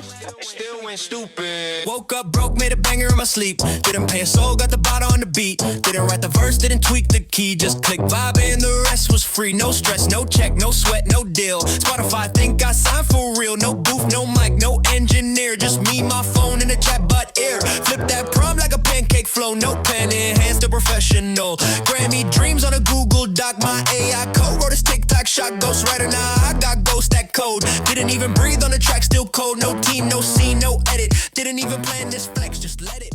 Yeah. So like, but that's like still a creative decision. You see what I mean? Like that's still like I see what he did there. So like there was intentionality behind the song, but no, I didn't physically write it, and that's the whole point. You know? Exactly. So and that's funny that you do mention that, because like at a certain point I was listening to it, and then how you said like there's little bits and pieces, like I can't recall them, but I know there's like little jabs that was like, hey dude, so do you remember how I'm saying that I'm not writing this? Here's what I didn't write. Here's what I told it to write, like that. So it's like it's really but here's the other thing that I see about it, how it came out is like it's literally putting up an entire mirror. So from a philosophical point and like in a what do you call it, an analytical point, it's putting up a mirror up towards the ghostwriters and to the pop artists or the popular artists, and it's like, look, I didn't write this, but this is still me in comparison to this you didn't write this, and we know it's not you. Exactly. Yeah. And so what's the lesson there? It's about fucking honesty. Exactly. You see what I mean? It's about honesty. It's about just like, okay, people can still, because the thing is like you might hear it and you might like the song and it's catchy. It's a catchy song. Oh yeah. But in terms of like, if somebody's looking at me and like they're trying to assess like whether I have integrity or whatever, yeah, I do. I'm telling you what I'm doing and what I'm not doing. But it's like, but can you still kind of admire, like, you might still be somebody who goes, okay, see, but it's still, it's cool that he thought to do it that way, perhaps, something like that. Yeah. Like, and so you can kind of like have a certain amount of like artistic respect, perhaps, just for having been intentional and thoughtful in the way that you executed it. Yeah, You know, very true. and in fact, you were honest. Exactly. And even though in a cheeky, unironic kind of way, which is kind of was kind of like the biggest thing that I got out of it. It's like your message is there. It's like, take it for what it is, but it's being said as it's being put out. Right. But it's like I'm in on the joke with the audience. Exactly. It's like kind of hilarious. Like we're all kind of over here sitting like there's this like catchy kind of like this superficial kind of like hook, this superficial banger, and I'm over here like I'm with you. Yeah, you know, it's like this. There's no fourth wall. You're in a glass box. Just exactly. Yes. Exactly. Like that's it. Yeah. That's how like I said, that's ultimately how I ended up getting out of that one. And so like but I think it was useful that okay, you frame it in a way where it's like people kind of like if I'm getting a point across, because like the thing is, and I think it's this conversation we're having is kind of a proof of concept because it's like what I'm doing is so we can talk about it. So because that's what it's meant to do. It's meant to kind of like spur the conversation and go, okay, it's meant to demystify it and also put things into perspective for people. You know, like okay, I get it. It's like okay, like you didn't do it, but I see what it is. You know, like I get what this is. Exactly, and so we can like, all kind of as human beings be like, oh, okay, got it. Exactly, and suddenly it's not as like big and heavy, you know, like so to be able to make a joke out of it, I think is also a good thing. Yeah, and I think that actually lightens up the whole situation. Like I said at the beginning, is like I have my own reservations, my own opinions about the whole entire thing, but it's like it's not something that I can't take the time to not understand it because it's either going to stick or it's not going to stick. And by the way, that sets you apart from so many people, and it's like that you're even taking a set. Like the fact that, by the way, you even had me on here to begin with, I really appreciate. Because because like there's so many people who would never dream to platform, you know, like because they would feel like they are. I would imagine, you know, especially more mainstream figures, I guess. It might are platforming. They're going to be criticized for doing a disservice to organic artists, right? Who are like, hey, why are you letting that guy on? You know, when you could have had this, you know, there's like 20 rappers who are all dealing with a thing that you could have had on, you know. So I'd imagine there's a certain amount of pressure from the perspective of someone with a platform, you know, in terms of who you platform. But I think what's important though is that like, yeah, we're having this conversation, and I mean all of what I'm saying. No. Subject. So it's like, you know, that's the whole. I appreciate you doing that, and then also I kind of feel, I guess, a little validated on the music itself, and like, okay, well, look at us here talking about it, you know. Yeah, like, isn't that what it's all about? Exactly. And like I said, like, do not take this as what it seems like. Is like, no, dude, like you have 100% a voice to be able to explain it. Like, and like I've explained it, like the main reason for the episodes in the podcast is one, to be able to give that recognition, that extra voice to people that are seldom heard in reality. Like I said, and then from and like I told you, from my experience of being a I wouldn't exactly say failed independent artist, like I understand the tribulations and the necessities for having to give an opportunity. Like I've received opportunities that I didn't take, and that's out of my own decision. Like that's my fucking fault outside of it. But I was never given a platform. I was never given a point or direction to be able to say, hey, you know what, dude, you're doing good enough to be able to take this into a career path or a level I guess I would say at the recognition level of like people with I guess rapport. I'll put it like that. Because validation from family members and everybody else that you surround yourself with is one consideration versus what you deem valuable. And at that time, that's what I deemed valuable. It's like I had to have reputation, I had to have rapport from somebody in an industry or from somebody in a situation. And it's like, and sometimes it doesn't necessarily have to be somebody in the industry, but it has to be somebody. It shouldn't, because I think the industry really is, it's a business. It's a music business, and like, you know, the business angle to it is always gonna, whether they like it or not, it's always going to sully the artistry to a certain extent. You know, you're always going to be wrestling between, you know, honoring the business model and honoring something that feels meaningful. Like because there's a marketing team, there's a whole thing. If you're gonna get pumped up, you know, they come up with they're going to be coming up with like a release strategy. They're going to be coming up with like a whatever. So like, you know, if you feel like, if you're kind of tying your worth as an artist or whatever to validation from an industry rep, then I think you are missing the point. You know, I think And by the way, like obviously you're talking about it, you know this, but like I'm just saying, like, which by the way, to your point though, I got approached by an industry guy. See? And you know what? And oh, by the way, that's also working the false. But like, but you know what? It really did highlight the hypocrisy of it Mhm. because because I was honest with him the whole time.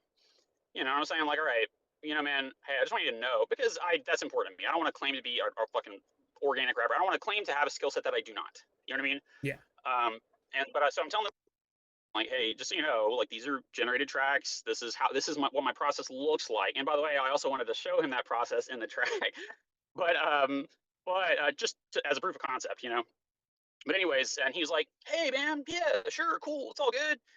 Like, yeah, hey, I like your sound, bro. Like, it's all good. And then like a week later, 2 weeks later, whatever, he's asking me to make an EPK. And by the way, I do a lot of effort in it. Like, I make a whole EPK by myself. I'm like, and I'm ethical about it and write like, hey, blah blah blah. This is what I'm trying to do with this project. And like, I give it to him, and then all out of nowhere, and what I know is that he had to have had like backroom conversation. Like, he comes back and he's like, yeah, you're gonna have to stop doing the A thing. Mhm. And I'm like, that's the whole premise. Yeah. Like that's the whole concept. What are you talking about? Like, like no, I'm not gonna and like put on a hoodie and like and rip bars like I'm some whatever. And then he's suddenly the narrative shifts and he's like, well, hey, there's no room for creativity in AI music. Sorry, but it is what it. And it's like, okay, dude, 2 seconds ago you were saying that you respected my craft and my intent, whatever. Yeah. It's like, okay, well, here we are now. All right, great. Oh, So yeah. there it is. Doesn't line up with the business incentives, and suddenly it doesn't have a right to exist in music anymore. Oh, yeah. And it's like, man, I wasn't like I would have understood if I understand that it's any seat that I take at the table is taking away a seat from somebody who did write the shit and do all the old fashioned way.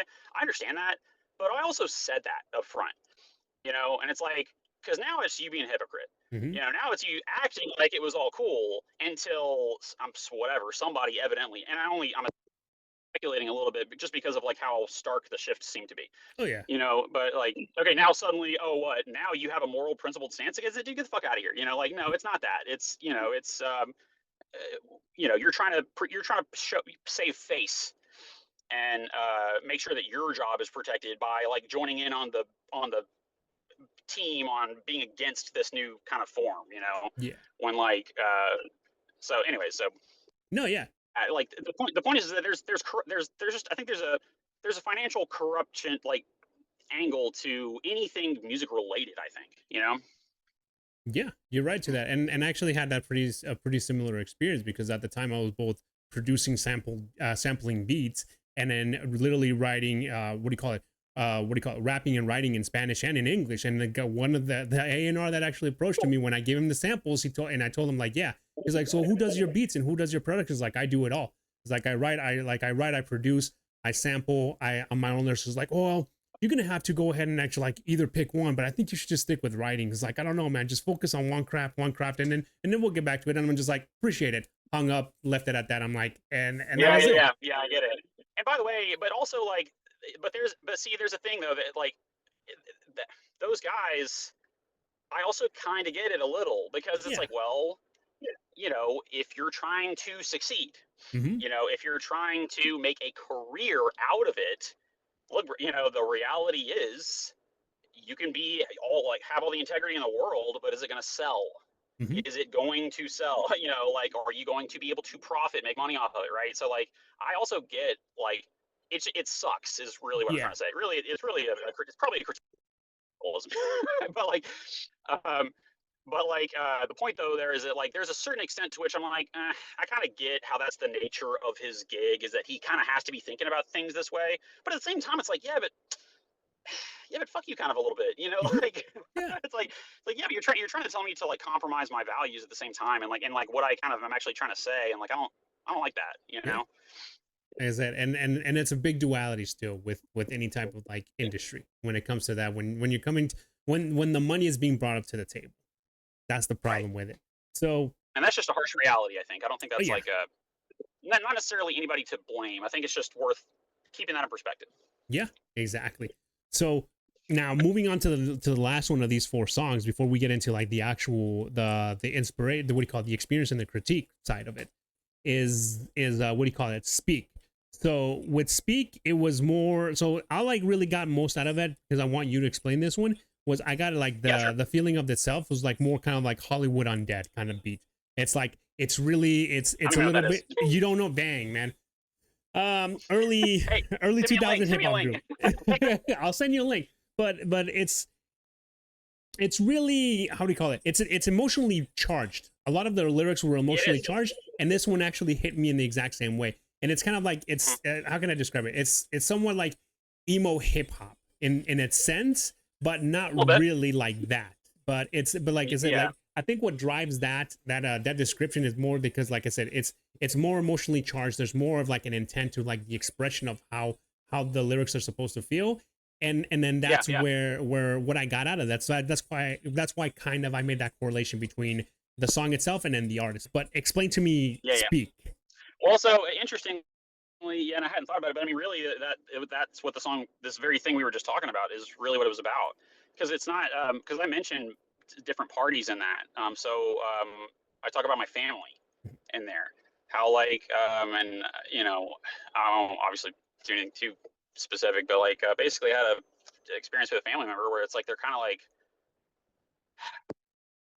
of superficially acting like they're supportive, but then they don't ever, like, I'm not allowed to talk about it though.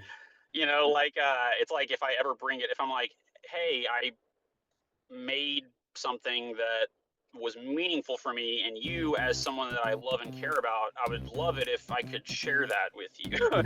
You know, and when I would try to do that, they're, you know, they'd be, and it's not for me, you know, and I'm like, I guess, and to me, crowd in a circle, nothing but breath, beat starts humming, like life and death. I came from silence with the pen as a torch, carved out rhythm from a breath as a source. Doubt was a weight, I bent that course, now the voice is a weapon, reinforced, mirror said prove you're real. I carved it in script, storm on wax, felt the axis. It kind of stings. You know, it stings because it's like, well, if it just, if you're neutral and supportive and just you don't want to, then like I can have a conversation about it. We can talk about it at least, right? Like, is it because it's meaningful for me, right? So like so what I, but it compromised. Ultimately, like I couldn't. It damaged the relationship because like I was trying to have that conversation. Like, look, why am I not even allowed to talk about it? Why are we not allowed to talk about it? Why is it like every single time I bring it up, you completely shut down and like just check out mentally and like, you know, and they would never engage on it. Why? Because it's uncomfortable. You know, because it's like, okay, well now you're just not having the conversation then. I'm trying. Look, dude, the reality, like, you're someone in my family, you're someone I love, like we're supposed to support each other, I think. You know, and if you are neutral on this issue, then you need to be honest about, like, then you should have no problem with humoring me for a minute. You know what I mean? But you're not neutral on it. You have you know, you look down upon it, or you have a distaste, or you know what I mean? Like you out of your own ignorance, by the way, you know, but you know, you're kind of like down, and yet you're sort of over here acting like, yeah, but it's cool, you do your thing, you know. And so I was like, you know, I have a problem with that because it's so there was that where I do mention my experience that I had with my family in there, and then also the experience with the industry, how they were doing the same thing, how like literally he was like, hey man, good craft, cool, yeah, like it. Oh, but also there's no space for creativity, and nope, doesn't have that right to exist. I'm like, dude, fuck you, man. Like, now you're just being dishonest, you know. And that's really what it is to me. It's like I feel like I'm the only honest one in the room right now, you know, because at least I'm telling you exactly what it is. I'm just telling you what it means for me. I'm not trying to claim to be anything that I'm not. But you're over there acting like you kind of support it, and yet, okay, we're not allowed to talk about it. And then this guy's over here like, hey man, good crap, blah blah blah. Oh, but there's no place for you here. It's like, okay, so to me it's like there is emotion. There's an emotionally charged basis for it, you know, which is why it needed to kind of come out like that. It needed to kind of come out like frustration a little bit, because I am frustrated by it, because it's not, because again, it's like you're kind of all being hypocrites, because you're embodying the thing that you would probably critique it for, which is dishonesty, and which is inauthenticity. Mhm. And whereas like I'm kind of operating with integrity, and yet you're shutting that down, you know? No, and that's a good way to put it, especially like I said, like the way that I felt the song in itself, and like how correlation, like this, there's a charge to it that actually gives it that extra validation, like gives it that extra, what do you call it? It gives it that exact purpose that I think you were trying to push it. Like now hearing it, it's like you have to, at a certain level, like I had explained with Malik and with what do you call it, with Mike York, is like a lot of the songs that people are making and a lot of the things that they're creating is like, it's for a reason. It's like our interpretations is one thing as a listener, but once you start hearing the portions of the artist on how the project came to be and what really inspired it, Right. is the biggest thing. And like I said, listening to you And say it makes sense. Well, and the thing is most people are not going to think about it this in depth, probably. Mhm. Reality is that we probably do need to acknowledge it's on Spotify, right? If it's going to get through the algorithm, it's going to have to hook people, period. And so like, so there's an extent to which I make sure to, but also I'm a listener of music, and I don't like music that doesn't hook me. Mhm. Like that's why it's music, so like I make sure to include that, but I try to like include like a creative way of expressing it, at least. So like that one, the implicit argument is it's all beatboxing. Mhm. Like you know what I mean? Like it's a cappella, Yeah. right? What does that mean? Like what's the message there? It's the voices are the instruments. You know what I mean? Like the voices are just the instruments now. Like the conceptual bridge you have to cross is that it's not just the beatboxers who are the instruments, it's also the person rapping. Yeah. But that's the point. It's whatever, they've come up with a way to digitize voices, and now you can kind of like but it's just the instrument. Like quit critiquing it as if like the fact that the voice is not coming from organic vocal cords means that it's not music anymore. And I'll even touch on that specifically, vocaloids. If you've ever heard of vocaloids, it's like you have some of the biggest, most profit producing names. And what is it called again? A vocaloid. So literally an Okay. artificial what do you call it, voiced artist. All the exact same thing. So they're essentially a precursor to what you're doing now, but on a more critique level, because it's the exact same process as ghostwriting. Like they literally fed the lyrics that somebody wrote, and it would come out singing in that. It's the reverse. Yeah, exactly, it's the like, reverse. But it's the precursor to this whole process in itself. Oh, so where they kind of oh man, like that's which, by the way, it's the marketing. It's the presentation that kind of bothers me there, because like what I don't like is, because the funny thing is like there's two sides of this of inauthenticity. Yeah. The first one is, if I'm going out there, I'm putting this out and I'm saying that like it was my voice literally. If I said that, okay, well, hey, now I'm lying. Exactly. I didn't do that. You know what I mean? But the other side of that is, and this is like, I have a song that's I didn't bring it up in the queue, but it's called "Signed by Nobody." It's a critique of Timbaland. And it's actually a diss track at Timbaland. But I thought it was just hilarious that like I can make a compelling sounding diss track, and like I'm whatever, I'm not Eminem. But like, anyways, but I made this diss track at Timbaland that was like, okay, because what he's doing is,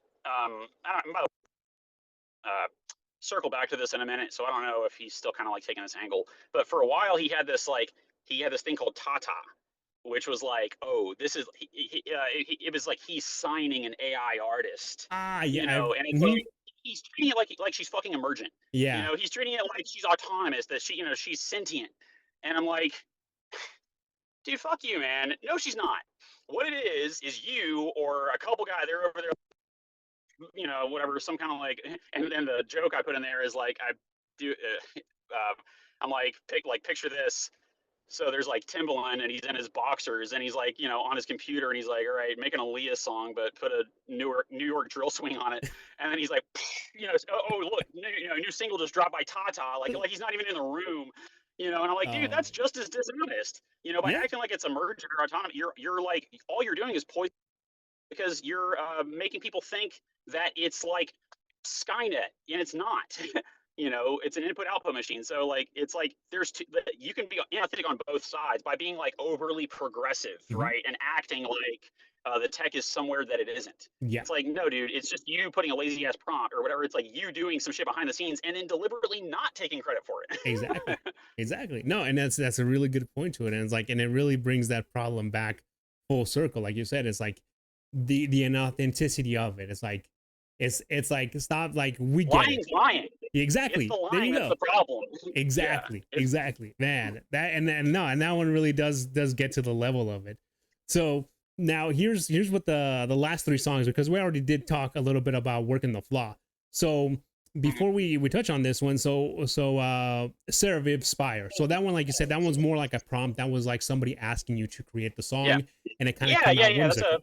That's a recent kind of project I've taken on to try to Mhm. like get more people involved. But I loved I like it. I actually did a oh man this oh so what kept me up last night, like the reason why I was like kind of I was like I'm gonna be struggle busting was Yeah. because I got another submission from this guy who I'm in a Discord chat with. Is it's Gareth Creations. He does he also does AI music Hmm. server where it's like it's a creative space. It's like a little haven for us misfits who are like fucking around with AI music. But he's a super good dude. And he and I was like, in one of the channels, I was like, hey, I'm kind of trying to kick this thing off where the premise of it, it's called a Tommy's Cue.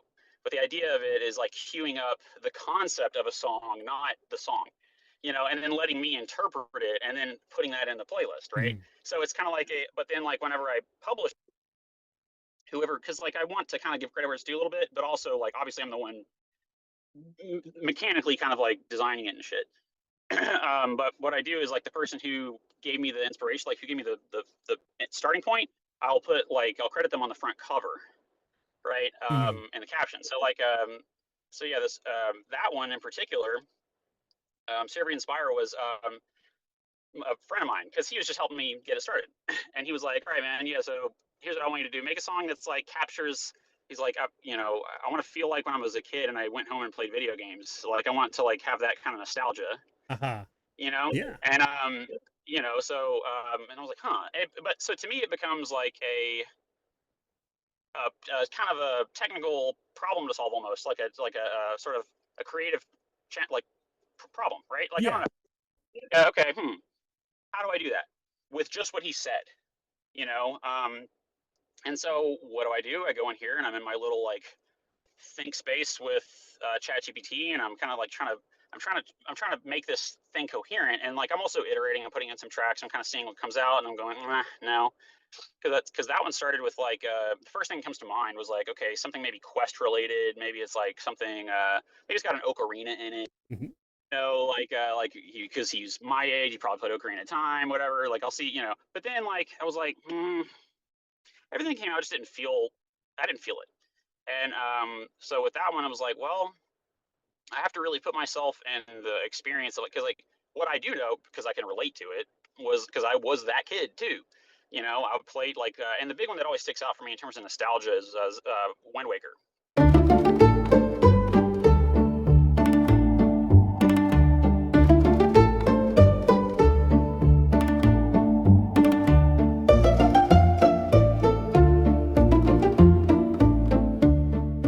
Right? Like, Yeah. you ever play that? Oh yeah. Okay. Okay. Yeah. Of course you. You can't not. But and I was thinking like, okay, what's like the most nostalgic track from that game? Dragon Roost Island was the one that sticks out to me, you know, because like, man, I just and I kept thinking like, why the fuck is that song so good? Because I don't know why that song's so good, but I love it so much. And I was like, well, I have to think about the reason why it's nostalgic, you know, and that becomes the challenge. Is like you have to kind of come to the underlying like concept of what made it meaningful in the first place. And I was like, well, when I think about it, it was something about it is just it's a great standalone track. It has nothing to do really with the game, you know, not really. It's just for some reason, but at the same time, what games are great at is certainly Zelda. Zelda's Jesus is it's great at taking two things that individually wouldn't have had meaning and then bringing them together and making it something meaningful, right? Hmm. And so because and what it was the other piece of it was the aesthetic. Yeah. You know, it was you go there and you see it's this tropical island you're on, but it's interesting. You know, there's like the Rito live there, and you're not really. But what the track is great at is it has restraint. You know, it's not a big production. It's actually very muted. You know, it's very kind of like soft, and Hmm. I was like, it makes you curious, kind of like about what's beneath the surface there, and it's exotic, kind of a little bit too, Yeah. right? And I was like, that's what I think. It's just it sparks that intrigue, and I think that kids have, you know, where it's not really about the questing necessarily in and of itself. It's about like the places and like you arrive someplace. It's about experiencing at a time and a place, you know, and because like because it could have been a thing all on its own. You know, Dragon Roost Island could have just been like a song with, and it just had that like island thing going on, and it would have been interesting outside of the context of Zelda. You see what I mean? And so I was like, maybe that's the angle I should like to really feel like I'm making something nostalgic. I'll design it around that. And Hmm. I was like, but so that's why, by the way, that's why I had to come up with the cover art. The cover art alone, that was a whole thing. Yeah. Like that took a while. Like I was like, yeah, because it's not complete unless it has the aesthetic. You see what I mean? Like it can't. I'm not really getting the nostalgic point across unless he's both seeing it and hearing it. You know, and so I had a whole thing where I'm like, fuck, you know, but it's like, but at the same time, it's me, and I'm like, I can't release this unless it's. So I was like, okay, shit. Now I'm going into image generation, and I'm like, all right, you know, hey, okay, we're going to create a mini fantasy world here, you know. Okay, Hmm. so, and I'm tossing ideas about what the people could be called. That's what we, you know, we landed on was the Saravi, and then it was like, okay, now we got to make the image compelling, you know, because it started out with just like this little pillar with like and by the way, it didn't look the way it looks at all. Uh-huh. Like that in and of itself was like super iterative. I probably had like at least like 12 iterations before it landed on where it's at. But the point was is that if I'm accomplishing his goal, if I'm really and I'm putting my name on it, I'm putting it in this Hmm. playlist where it's me, then like I want it to be, if this ever becomes anything, if this playlist this ever becomes anything, I want it to be a place where like when people hear it interpreted, they go, damn, fuck, just nail, you know, like I want to really honor, I guess, what they were saying. Yeah. And but the interesting thing is that it's like I am also interpreting it though. Like I'm not, it's not necessarily gonna exactly align because like really I'm filtering it through the way I perceive it and what I think it needs to be. You know, hopefully it resonates, but really it's you're giving me an idea for a project for me to work on and express. Like, but the big thing is that I want to try to honor that to the best of my ability though. So like the thing that I was working on up until like 4 a.m. was the next one, which by the way, goddamn, came out so good. like it's called oh, you really ought to list it. Like Yeah. You know what? what's so funny is like what's so funny is you can kind of like be geeking out over the thing that you made while you Uh-huh. know what I mean. At the same Oh time, like yeah. you can be the person. You can be like, oh, like when you, because like that's the best part of the whole thing. Hmm. That's the fun part of it is like when you click it and it comes out and you're like, oh my god, oh my god, oh my god, that's so good. You know, like Yeah. Oh yeah. No, and I believe that. I believe that really like how you're putting it, like how you're expressing it. It's like trying to get that idea yeah, together and trying to get that whole output. And then like you said, with it being the really lands. yeah, It's like oh, like exactly. it's so satisfying. So like, and so like, but I'll get stuck in. And by the way, so like, you know, I knew that I had an interview today, but I Yeah. was still up in the middle of the night fucking doing that. Why? Because of that mentality of like, fuck, it's not done yet. I have to get. It has to. So, but it is so good though. It's called fuck. I'm actually drawing a blank on the name of it. It's Briggs is gone. It's yeah. It's called Briggs is gone. But you can Gotcha. check that out if you want to. Yeah, no. It's really good. It's really good. It's like a and I didn't, by the way, I wasn't even familiar with it up until this point. So Gareth, he's the guy who gave me the spark for it. It was a dirge. It's like a sea shanty dirge, which I didn't even know Mm. existed. I had to like learn what this was, which is a sea shanty. More it's a somber, Hmm. sad, mournful sea shanty, and he wanted me to make a mournful, like, so a dirge about the workplace, like about Yeah. the workplace environment, and that was a whole thing. But when it finally came out, like, and I had to think about what I really wanted to communicate with it, Yeah. because I'm not just gonna, again, I can't just, because you know what I could do if I really wanted to, I could take his exact words, you know, dirge about the workplace. I could shoot that into ChatGPT, and you know what it would spit out? A bunch of bullshit that's loosely related to those things. but really means nothing. So like, so what I have to do is I have to kind of like I have to figure out a reason why this can be something meaningful. Yeah. And make it coherent, and then build a song around that. Yeah. But yeah, like you should definitely check it out. It's really good. That's legit, dude. I'll definitely take a look at that one. So now moving on to yeah. Sorry, one last thing I want to say is that what's cool is that it's multi-genre. Okay. You can be expressive in multiple different genres. You can use a Highlanders, like Scottish, soulful, whatever voice to get a point across that is yours. But and you can still take a certain amount of credit without claiming that the voice was yours, Yeah. But the inspiration was. There you go, dude. Anyway, so go ahead. But yeah, no, you're right, dude. You're very right on that, and like it's gonna change the experience of it all. But moving on to like the last ones. So Clarity Loop, being a ballad style song. So how's that one come about? Yeah. So that one was that was actually kind of an how it kind of came out as a ballad was kind of an audible a little bit. Because I actually didn't script in vocals, but when it came out, I was like, "Ooh, yeah!" But that, I was like, "Yeah, but I like it." Like, because really, that's what you're trying to get at. Sometimes it'll. What's interesting is that like the tool can sometimes kind of like go a little bit different. Like it can kind of like it'll insert an element that you didn't explicitly define, but the fact that it's interpreting it on some level means that sometimes it adds little flourishes that weren't explicitly defined. But occasionally that can add to it. Occasionally that can like add. You can go, oh wait, I like that better though. Yeah, that hits. I like that. So it's cool. It's like it's fun. And you handed back my life in bullet points. Not nothing. Education, service, skill stacked right. It shows growth. See? That's you.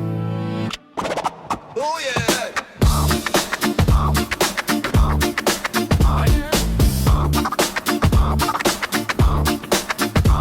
I'm like, yo, how you work? You say yes, then you crash. Feels like line. Promise gold, hand me ash. My thoughts tangle, spaghetti cold brain. Asking you for order, all I get is rain. I'm scribbling essays, just trying to cope. Guessing the rules like I'm blind with the rope. It's messy, it's funny, like chasing a ghost. But sparks keep flying, that's what I trust most. But anyways, but what that was about though, the point I was trying to get across, it was actually about ChatGPT. It was just symbolic about it. And really it was about, because again, this is another element of AI, and I think in our lives is something that it was where I got the motivation for it was like, because it was more recent. It was like I don't know, maybe like fucking Jesus, maybe even a couple of weeks ago. I don't even know. But by that point in time, I had made like a lot of content. I mean, like, and some of them were creative, some of them were expressive, but they were all meaningful. So I felt like they all deserved to be there, right? But still, we're like a couple months, and I'm like sitting on like all these singles, and like I got albums out, and like I'm like, and when I'm reflecting on it, the feeling that I have is like, God, it feels like forever since I started doing this, and it has not been long. Like it's been it was like mid-July. And like I'm over here like, Jesus, like where you feel like I've been in this like time funnel, this like a million miles an hour. And the reason why, but what I think it has to do with is when you're interfacing with this, it's designed to extract core intent from messy language, right? So it's designed to filter out noise and give you information. Yeah. Right. And I think it's the constant process, like, because like when you're listening to somebody speak, you're not processing a lot of information until they give it, right? But then you're kind of like moving on to the next progression of the conversation when you finally understand where they're coming from, right? Yeah. So like the idea was, I'm interfacing with this thing that constantly gets the raw info, and by me reading it, I'm also processing it. And so I'm moving forward, I'm progressing like ideas and thoughts and realized really, really, really quickly, right? By the nature of the interface, right? And so what does that leave you with over time? It leaves you feeling like you've done so much. Yeah. Like there's so much behind you. And it's kind of a whole thing. It's like a whole like thing that you deal with. Like, what the fuck, because you're not used to that. Like when I think about it, like sitting here right now, I'm like, well, I can't believe that's bananas to me. So I was like, I wanted to make a song that's like, so the premise of it was the vocalist, he's kind of just spitting out his stuff, and then you'll hear those like little refrains each time where it's coming out in like more elegant and like clean sounding language, and he's like, yeah, that's why it's those little like, yeah, that hits, that's it, Yeah. and it's like, okay, next thing, and then he's like, okay, next thing, and he's like, okay, now I'm ripping about my family, blah blah blah, like all this stuff, and then like, huh, and he's like, yeah, and the idea is, it's this kind of like, you're zipping through meaning so quickly. So clarity loop is, yeah, everything, because it runs on thought is the crazy thing. So everything that you're thinking out loud, whether it's practical in nature, getting, oh, sorry, one sec. No, you get it, man. I got a call coming in.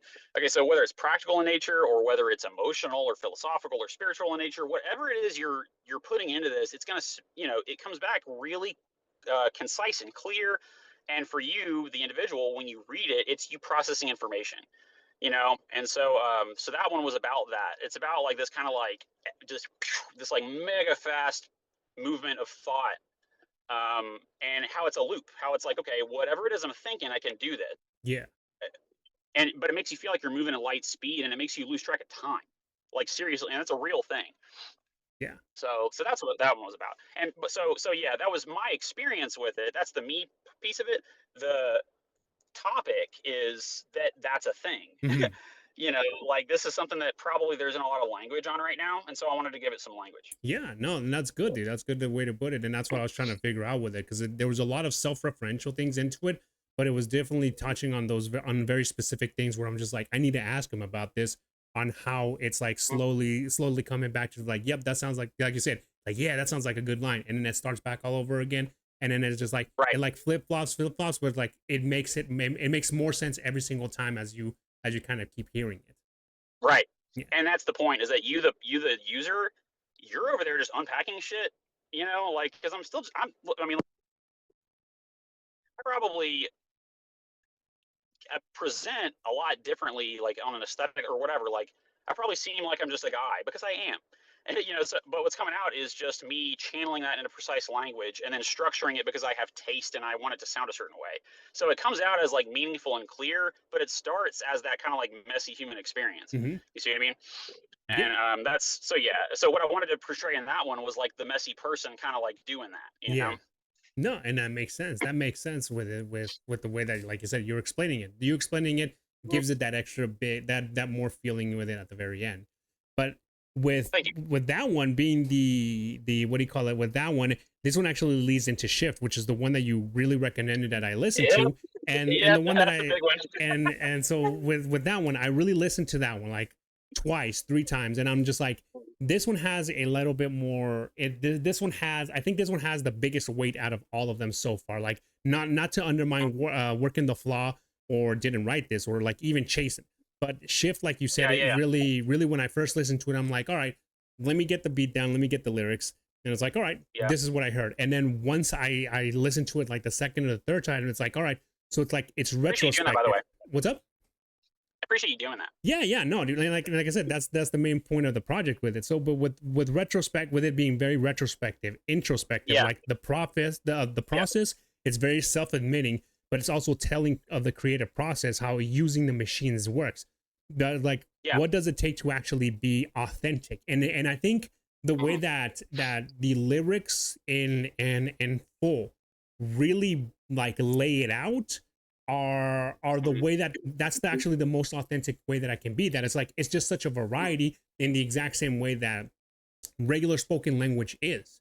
There's so much, many ways to be able to what do you call it, to express it and to verbalize it, but not only that, to be able to speak it and to be intentionalize it on top of trying to make it all. So it's like, so that's what I got out of that one. And like, if I'm hitting it, then it's like, I don't know what else I really don't know what else I can say except what you want to tell with it. Well,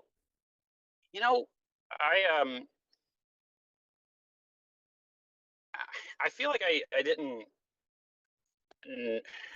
know what it meant right out the gate, because I was early still. Mhm. That was pretty early, and but I'd made a couple of like superficially good sounding songs, and I was like, okay, well now I'm kind of dipping into creative territory. Well, what if I try to talk about what it means to do AI music and be that person doing it and what it's like for them, you know? Cool. I guess AI can make beats now. Not bad, actually. Wait, hold up. This kinda slaps though. Okay, but like, I barely did anything. You telling me this was just a prompt? Yeah. I said make it like slide, it did it in 5. Got that bounce in the bass, got that hook that's alive. I ain't tweak no drums, didn't EQ a thing. Just type one line and it gave me a swing. No crate, digging no sessions, no band. Just one lazy ass prompt, now I'm cooking on demand. Got a loop, got a groove, got a verse that can float. I just mumble some bars, now I sound like a gold. Upload, the Spotify bet, let's see. New alias, fake pick, whole brand, that's me. Shit, I'm charting off a sample in a whisper tone. Crazy part is I didn't write this alone. I didn't write this alone, yeah. You know, and the thought, the initial thought, and I'm thrilled that it came out the way it did, because you know, there's a separation between what you kind of want to say and then what comes out, and you're not really sure where you fall in the product. You know what I mean? Like, you're not really sure what's the extent to which I can claim credit for even this thing that feels so meaningful for me, right? And I think that, but what I wanted to do with that was develop some literature on I guess it was really about my experience. Mhm. You know, it was about like because and I wanted to do it by charting the logic, like the progression. You know what I mean? Like, that's why it flows the way it does, is because all those things logically follow one another. You start with like because that's exactly what happened. Like, when I first made a a song, I was like, whoa, like, and it was one that was really low effort. You know what I mean? But I still really liked on a superficial level. You know what I Mhm. mean? Like, on it had a cool beat. It was like a kind of Calvin Harrisy sort of like synth groove. I was like, ooh, you know. And then I was like, but then right when I'm like, fuck, I gotta make a Spotify. As soon as I did, I was like, then I'm like, I don't know how I feel about this. You know, like, and then now suddenly I'm in my little like fucking head, I was in my head about it, and I'm like, I don't know if I should do this. Like, it kind of feels a little wrong. Like, I feel like I'm just a poser. Like, I feel like I'm a part of this problem, you know. But at the same time, like, shit, it's good though. Fuck. Like, I don't like. And so what do you do in that situation? You have to have self talk about it. You have to kind of like talk yourself through it, and it because it doesn't. It might start at something like cool, like, oh cool, I made a beat, but then it suddenly, the next thing you know, you're like, yeah, but shit, should I be doing this? And then you're like, fuck, and then you kind of like, it's hard, and then you're kind of, but then the next thing that follows that is you know you might even say it's rationalized. You have to come up with like a reason for it to be valid for yourself, right? So I was like, well, but the first thing I was feeling was like this guilt, this like, I feel like I don't belong in this, like, I feel so fake, and I hate that. But then I was like, yeah, well, and that's when I was thinking. And then I'm trying to think about it logically. That's where I came up with the blacksmith analogy. It's like, well, I guess, and I'm trying to and I'm like, well, I guess it's just new tech, and it's just tech always threatens old ways of doing things, and like, maybe it's more about, it's like, the thing is like, I'm still a person. Like, I still have, like one thing I've always been good at. I've always been good at putting my thoughts into words, right? And like, that in and of itself is resonant with some people. Like, that can be meaningful for some. Just being able to contextualize your thoughts into words, like, that's helpful for people. So it was like, and like, there was one track I made. This is like back when I was still just dabbling with it. It was a personal thing between me and my mom and my sisters, and it made my mom cry. And that's where, like, suddenly it starts to feel meaningful. Like, suddenly it starts to feel like, well, shit, if I can do that for someone, then like, that shit gets to that. I feel like that can still be music. You know what I mean? I feel like that's and it can still be valid in its own way. And it's like, I just need to be honest. Like I'm telling you what I am and what I'm hearing and what I'm doing. And what I'm here to say is like, I think this belongs. Like, I think this is allowed. I think this is, but the way that and so the creative piece of it was, I felt like the way to make that compelling is by narrating it from the perspective of somebody who actually dealt with it in a way that's authentic. Because like the big critique by nature, and it's like, well, if I'm putting my authentic self as the core of the thought, then it's gonna, and it comes out as authentic in the form of music, then it is authentic. You see what I mean? But the way that I executed that, because again, I don't have a musical background, so it's like I don't necessarily know how it's going to sound. All I know is what I want it to do when I say that, and I kind of like, and I have to try to build this frame of like what the song is going to be. Came out though, I was like, and it was like a big, it was a vulnerable moment, because again, you're also a spectator in these things too. It can resonate with you personally while also resonating with someone else.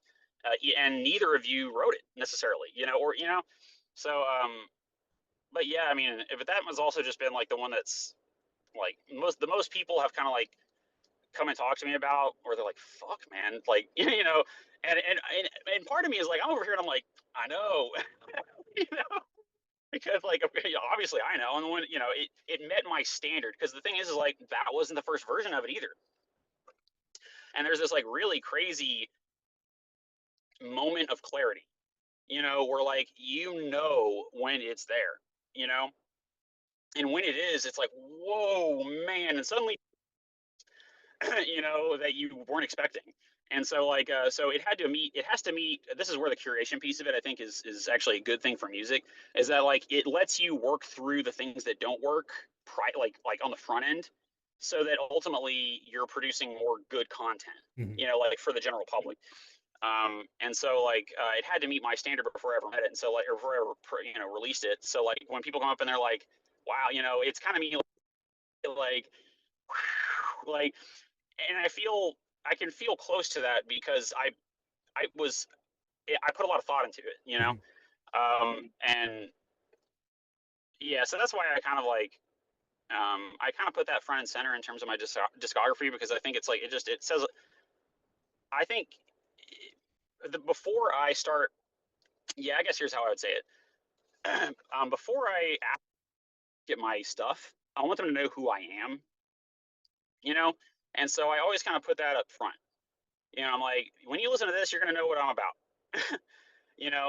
period. And it kind of like, I think it kind of creates more trust, I think, it creates like, it's more so people can go, okay, this guy, like, I see, he's like, because because it is honest.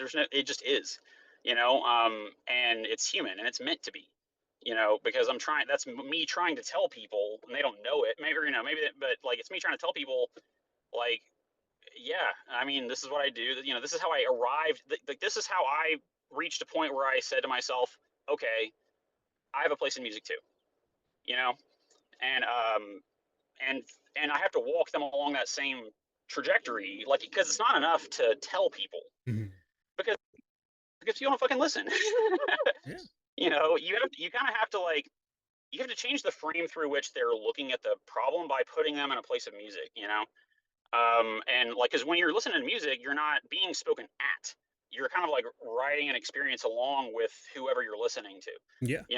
So I think that's what's really beautiful about how it can be used as, and I've never thought about this stuff before this, because I wasn't in music, and so I never had that, but as soon as I did, it was like, yeah, like, it made a lot of sense to me. I was like, okay, there's probably a lot of good things I can say, using this, because like, especially, by the way, especially rap. Like, that's why I lean on so much on rap, is because rap is so great at doing what things like ChatGPT does, which is like, it brings down the meaning into just some bars.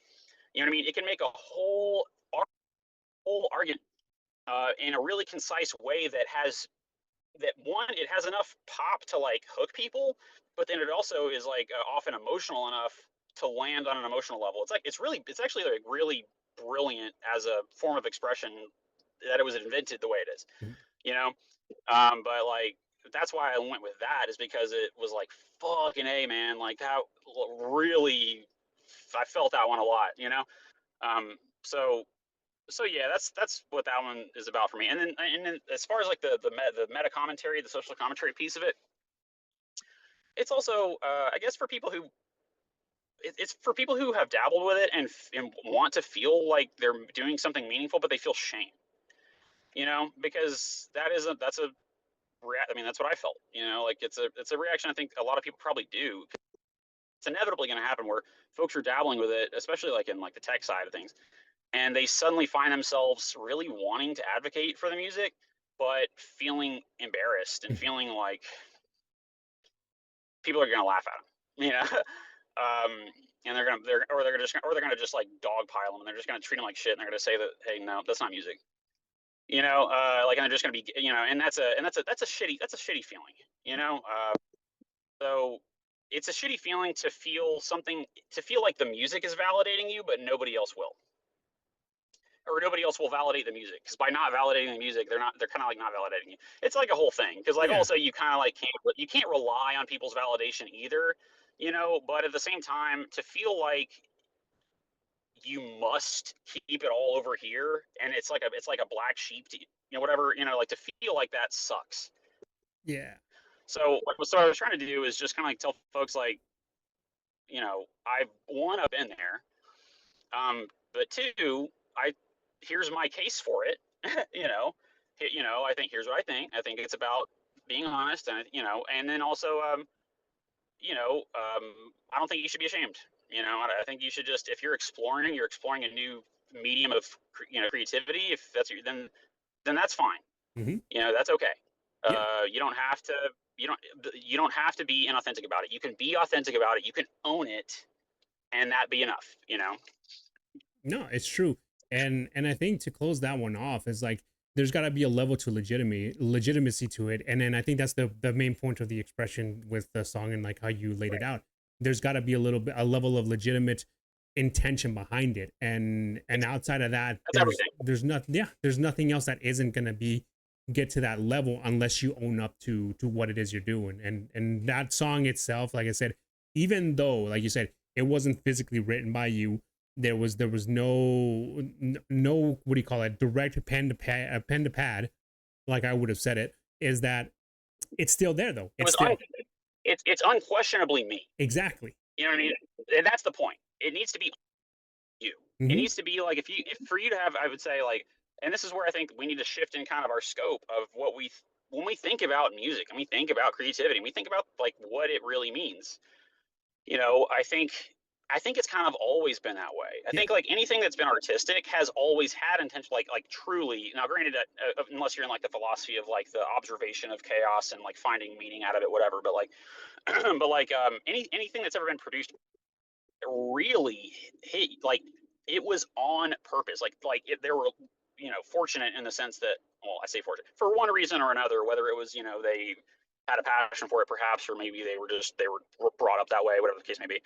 But like but the point is that for it to really land in a way that is like really meaningful, that like really connects, they had to have been intentional about it. Yeah. You know, they had to have like been like, they had to have thought about why it needs to be this way, you know. And to put yourself in that like space of why it needs to be this way requires like, you know, like there has to be some kind of like a real genuine humanity behind that. Mm-hmm. And like that's the point I wanted to get across. Is like, if I can make that land, then I think I would have made my point. You know. And so yeah, I guess that's, you know, that's what I was trying to say with that one. Yeah, no, and that's a good way to be able to put it up. And like I said, that's a good way to be able to close up like the entire portion of the interview itself, man. And I think that song in itself is literally like a good culmination of what we've literally talked about from start to finish about your background with with getting involved with the music aspect of this new tool being used and how it relates to you. But before we close it off, is there anything else you'd like to say, or any questions for me, or anything in particular? Well, I'd love it if I could get more concepts for the playlist, because I've only done 2 projects so far, but I've really loved both of them.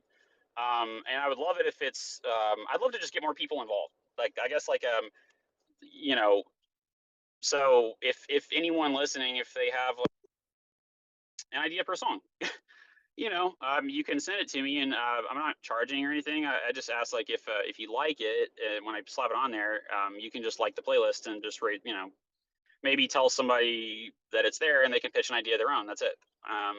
So because I feel like the best way to build, I guess, brand legitimacy or whatever is to make legitimate stuff, right? And I want to, yeah. So that's all. I mean, like, it's called Tommy's Q. It's and it's on my Spotify. Gotcha, man. And then where can my listeners or anybody who stumbles on this episode be able to find you under Spotify and under YouTube? Yeah, I got a plug now. I kind of hate that, but yeah, it's so Tommy Mac is my artist name on Spotify. It's just that simple. Facebook, I'm pretty sure it's actually, I think it's Facebook. It's like Tommy Mac Studios. It was me like tossing around brand ideas, but like Facebook doesn't let you update it like for like 2 months after. Yeah. Anyways, but yeah, it's like Tommy Mac Studios on Facebook, and then on Instagram it's Tommy Mac Sound, or it's like Tommy Mac Sound Lab, right? So yeah, I mean, I don't know. You can put like I think I sent you all of it, so you can like put it all up on your screen. I don't know, but those are the three. So like, and really, I barely, in all honesty, I barely engage with social media on it. I'll usually put like a post or something about a song I release, but the only one I really like interface with in any kind of like meaningful way is probably Facebook. That may change over time if it start, whatever. If there's more engagement, perhaps. Yeah. But like mainly I just deal with Spotify. If you want to connect with me, yeah, I would just you can DM me on book, and I'll see it. I check periodically, because like that's how me and you've spoken up now. But like and again, that's so it's just Tommy Mac on Spotify, but it's Tommy Mac Studios on Facebook, and then Tommy Mac Sound Lab on Instagram. Gotcha, man. No, well, that sounds perfect, dude. Well, for one, to be able to close it off, thank you for coming on, Carl. You're getting Tommy Mac. No, thank you. and like I said, it's like but I love this conversation, by the way, man. Like honestly, just I love this. Like I love that I love that it to me it's validating in its existence. Like we're having a conversation. That's what I wanted to begin with. The fact that like I love that.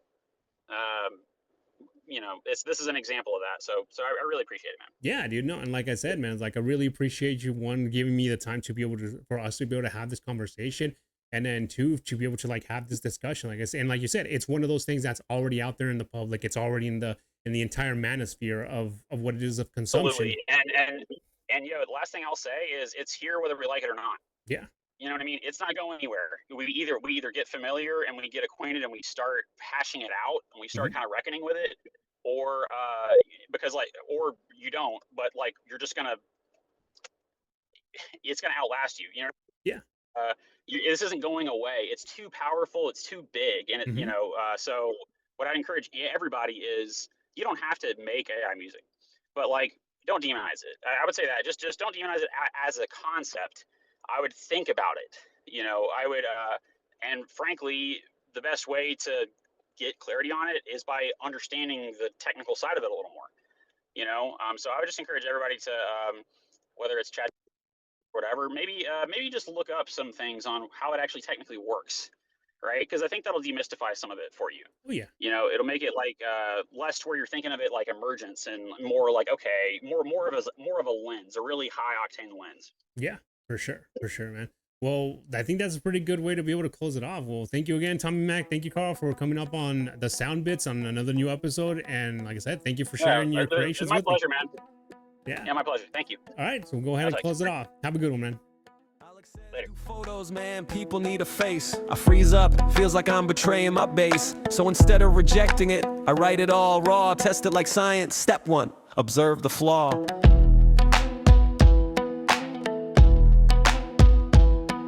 Industry says image makes a trust feel real, but my art was never built on a highlight reel. It's not nerves, it's the principle.